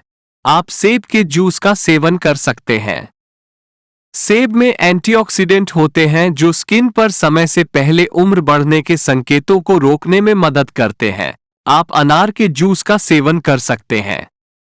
इसमें एंटी एजिंग गुण होते हैं जो स्किन सेल्स को रिजेनरेट करने में मदद हैं। इसके साथ ही आप संतरे का जूस पी सकते हैं। करें। ग्रीन टी का सेवन करने से आपको मेटाबॉलिज्म को बढ़ाने में मदद मिलती है। इसके साथ ही ग्रीन टी में कैटेचिन नामक एक फ्लेवोनोइड होता है जो एक एंटीऑक्सीडेंट है जो त्वचा की उम्र बढ़ने में देरी करता है और एंटी एजिंग प्रभाव देता है। 4. सब्जियों का जूस पिएं। सब्जियों का जूस विटामिन और कई अन्य पोषक तत्वों से भरा होता है और स्किन के लिए कमाल कर सकता है। अपने दिन की शुरुआत एक गिलास ताज़ा सब्जियों के रस के साथ करने से स्किन को नेचुरल ग्लो पाने में मिल सकती है। से पहले कच्चे दूध में मिलाकर लगाएं ये चीज, सुबह खुद को आईने में देख हो जाएंगे खुश। ये रहा तरीका 5। खीरा और पालक का जूस। खीरा और पालक का जूस स्किन को नेचुरल तरीके से चमकदार बनाए रखने में मदद कर सकता है। ये ना सिर्फ स्किन को हाइड्रेट रखता है बल्कि बॉडी को भी डिटॉक्स कर सकता है। और ग्लोइंग स्किन के लिए शरीर के गंदगी को बाहर निकालना कितना जरूरी है ये आप भी जानते हैं। अस्वीकरण सलाह सहित यह सामग्री केवल सामान्य जानकारी प्रदान करती है। ये किसी भी तरह से योग्य अस्वीकरण सलाह सहित यह सामग्री केवल सामान्य जानकारी प्रदान करती है। ये किसी भी तरह से योग्य चिकित्सा राय का विकल्प नहीं है। अधिक जानकारी के लिए हमेशा किसी विशेषज्ञ या अपने चिकित्सक से परामर्श करें। एनडीटीवी इस जानकारी के लिए जिम्मेदारी का दावा नहीं करता है। ग्लो लाने के लिए क्या लगाना चाहिए? जाने गर्मियों वाला स्पेशल फेस पैक समय के साथ स्किन डल पड़ने लगती है और कई बार डेड सेल्स का बढ़ना स्किन के पूरे टेक्सचर को खराब कर देता है। ऐसे में ग्लोइंग स्किन पाने के लिए आप इस फेस पैक का इस्तेमाल कर सकते हैं। जानते हैं कैसे? है चेहरे पर ऑयल बढ़ जाते हैं और एक्ने की समस्या हो जाती है। इसके अलावा स्किन में पिगमेंटेशन की समस्या बढ़ती है और स्किन अंदर से डल पड़ जाती है। ऐसे में स्किन के लिए आप गर्मियों वाले इस ठंडे फेस पैक का इस्तेमाल कर सकते हैं। ये आपकी स्किन में पिगमेंटेशन को कम करता है और डलनेस में कमी लाता है। इसके अलावा त्वचा में खुजली और रैशेज को कम करने में भी ये मददगार है। गर्मियों में होने वाले स्किन की दिक्कतों जैसे कि घमौरियों को भी ये कम करने में मददगार है। तो जानते हैं चेहरे पर तुरंत ग्लो लाने के लिए क्या लगाना चाहिए? चेहरे पर तुरंत ग्लो लाने के लिए आप चंदन मुल्तानी मिट्टी लगा सकते हैं। इसके लिए आपको करना यह है कि चंदन में मुल्तानी मिट्टी मिला लें और इसमें थोड़ा गुलाब जल मिला लें। सबको मिलाकर अपने स्किन पर लगाएं और थोड़ी देर हल्के हाथों से स्क्रब करें। फिर 10 मिनट के लिए इसे ऐसे ही रहने दें और फिर ठंडे पानी चंदन मुल्तानी मिट्टी लगाने के फायदे। मिट्टी स्किन पोर से गंदगी को साफ कर देती है। इसमें कोई कठोर तत्व नहीं होता और ये सूजन व जलन को कम करने में मदद करता है। इसके अलावा ये सूजन और जलन को शांत करता है और मृत त्वचा कोशिकाओं को बाहर निकालता है। खास बात यह है कि ये ऑयली स्किन वालों के लिए या कहें कि ड्राई स्किन वालों के लिए बहुत फायदेमंद है। साथ ही जिन लोगों को एक्ने और घमौरियां होती हैं उनके लिए भी ये फेस पैक। तो गर्मियों में आप स्किन के लिए इस फेस पैक का इस्तेमाल कर सकते हैं।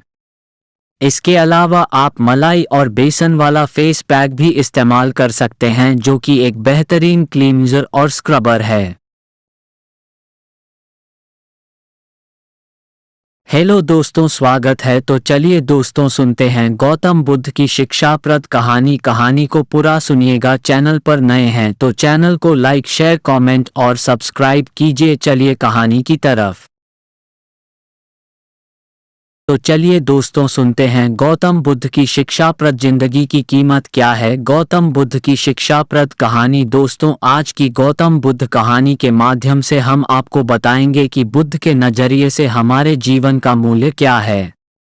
हम में से बहुत से लोग अपनी जिंदगी की कीमत नहीं समझते और ऐसी चीजों में अपनी जिंदगी बर्बाद कर देते हैं जिससे हमें ही नुकसान होता है।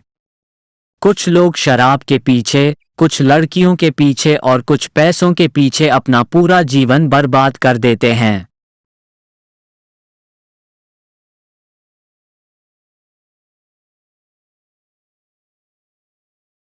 आज की बुद्ध कथा के माध्यम से आपको पता चलेगा कि हमारा जीवन कितना अनमोल है और हमें अपना यह अनमोल जीवन कैसे जीना चाहिए। एक समय की बात है, गौतम बुद्ध अपने शिष्यों को जीवन से जुड़ी अच्छी और बुरी बातों का ज्ञान दे रहे थे। सभी शिष्य बड़े ध्यान से उनकी बात सुन रहे थे। उन सभी में एक शिष्य ऐसा भी था जिसे प्रश्न पूछने की आदत थी। गौतम बुद्ध के पास गया और उनसे बोला, आप हमें जीवन के बारे में जो कुछ भी सिखा रहे हैं उसका क्या फायदा, क्योंकि हम में से कई बच्चे तो ये भी नहीं जानते कि हमारे जीवन का मूल्य क्या है और यह जीवन कितना कीमती है हमारे लिए है। पहले कृपया हमें बताएं कि इस जीवन का मूल्य क्या है। बुद्ध ने अपने शिष्य की बात सुनकर अपने कमरे में जाकर पत्थर का एक चमकता हुआ टुकड़ा ले आया।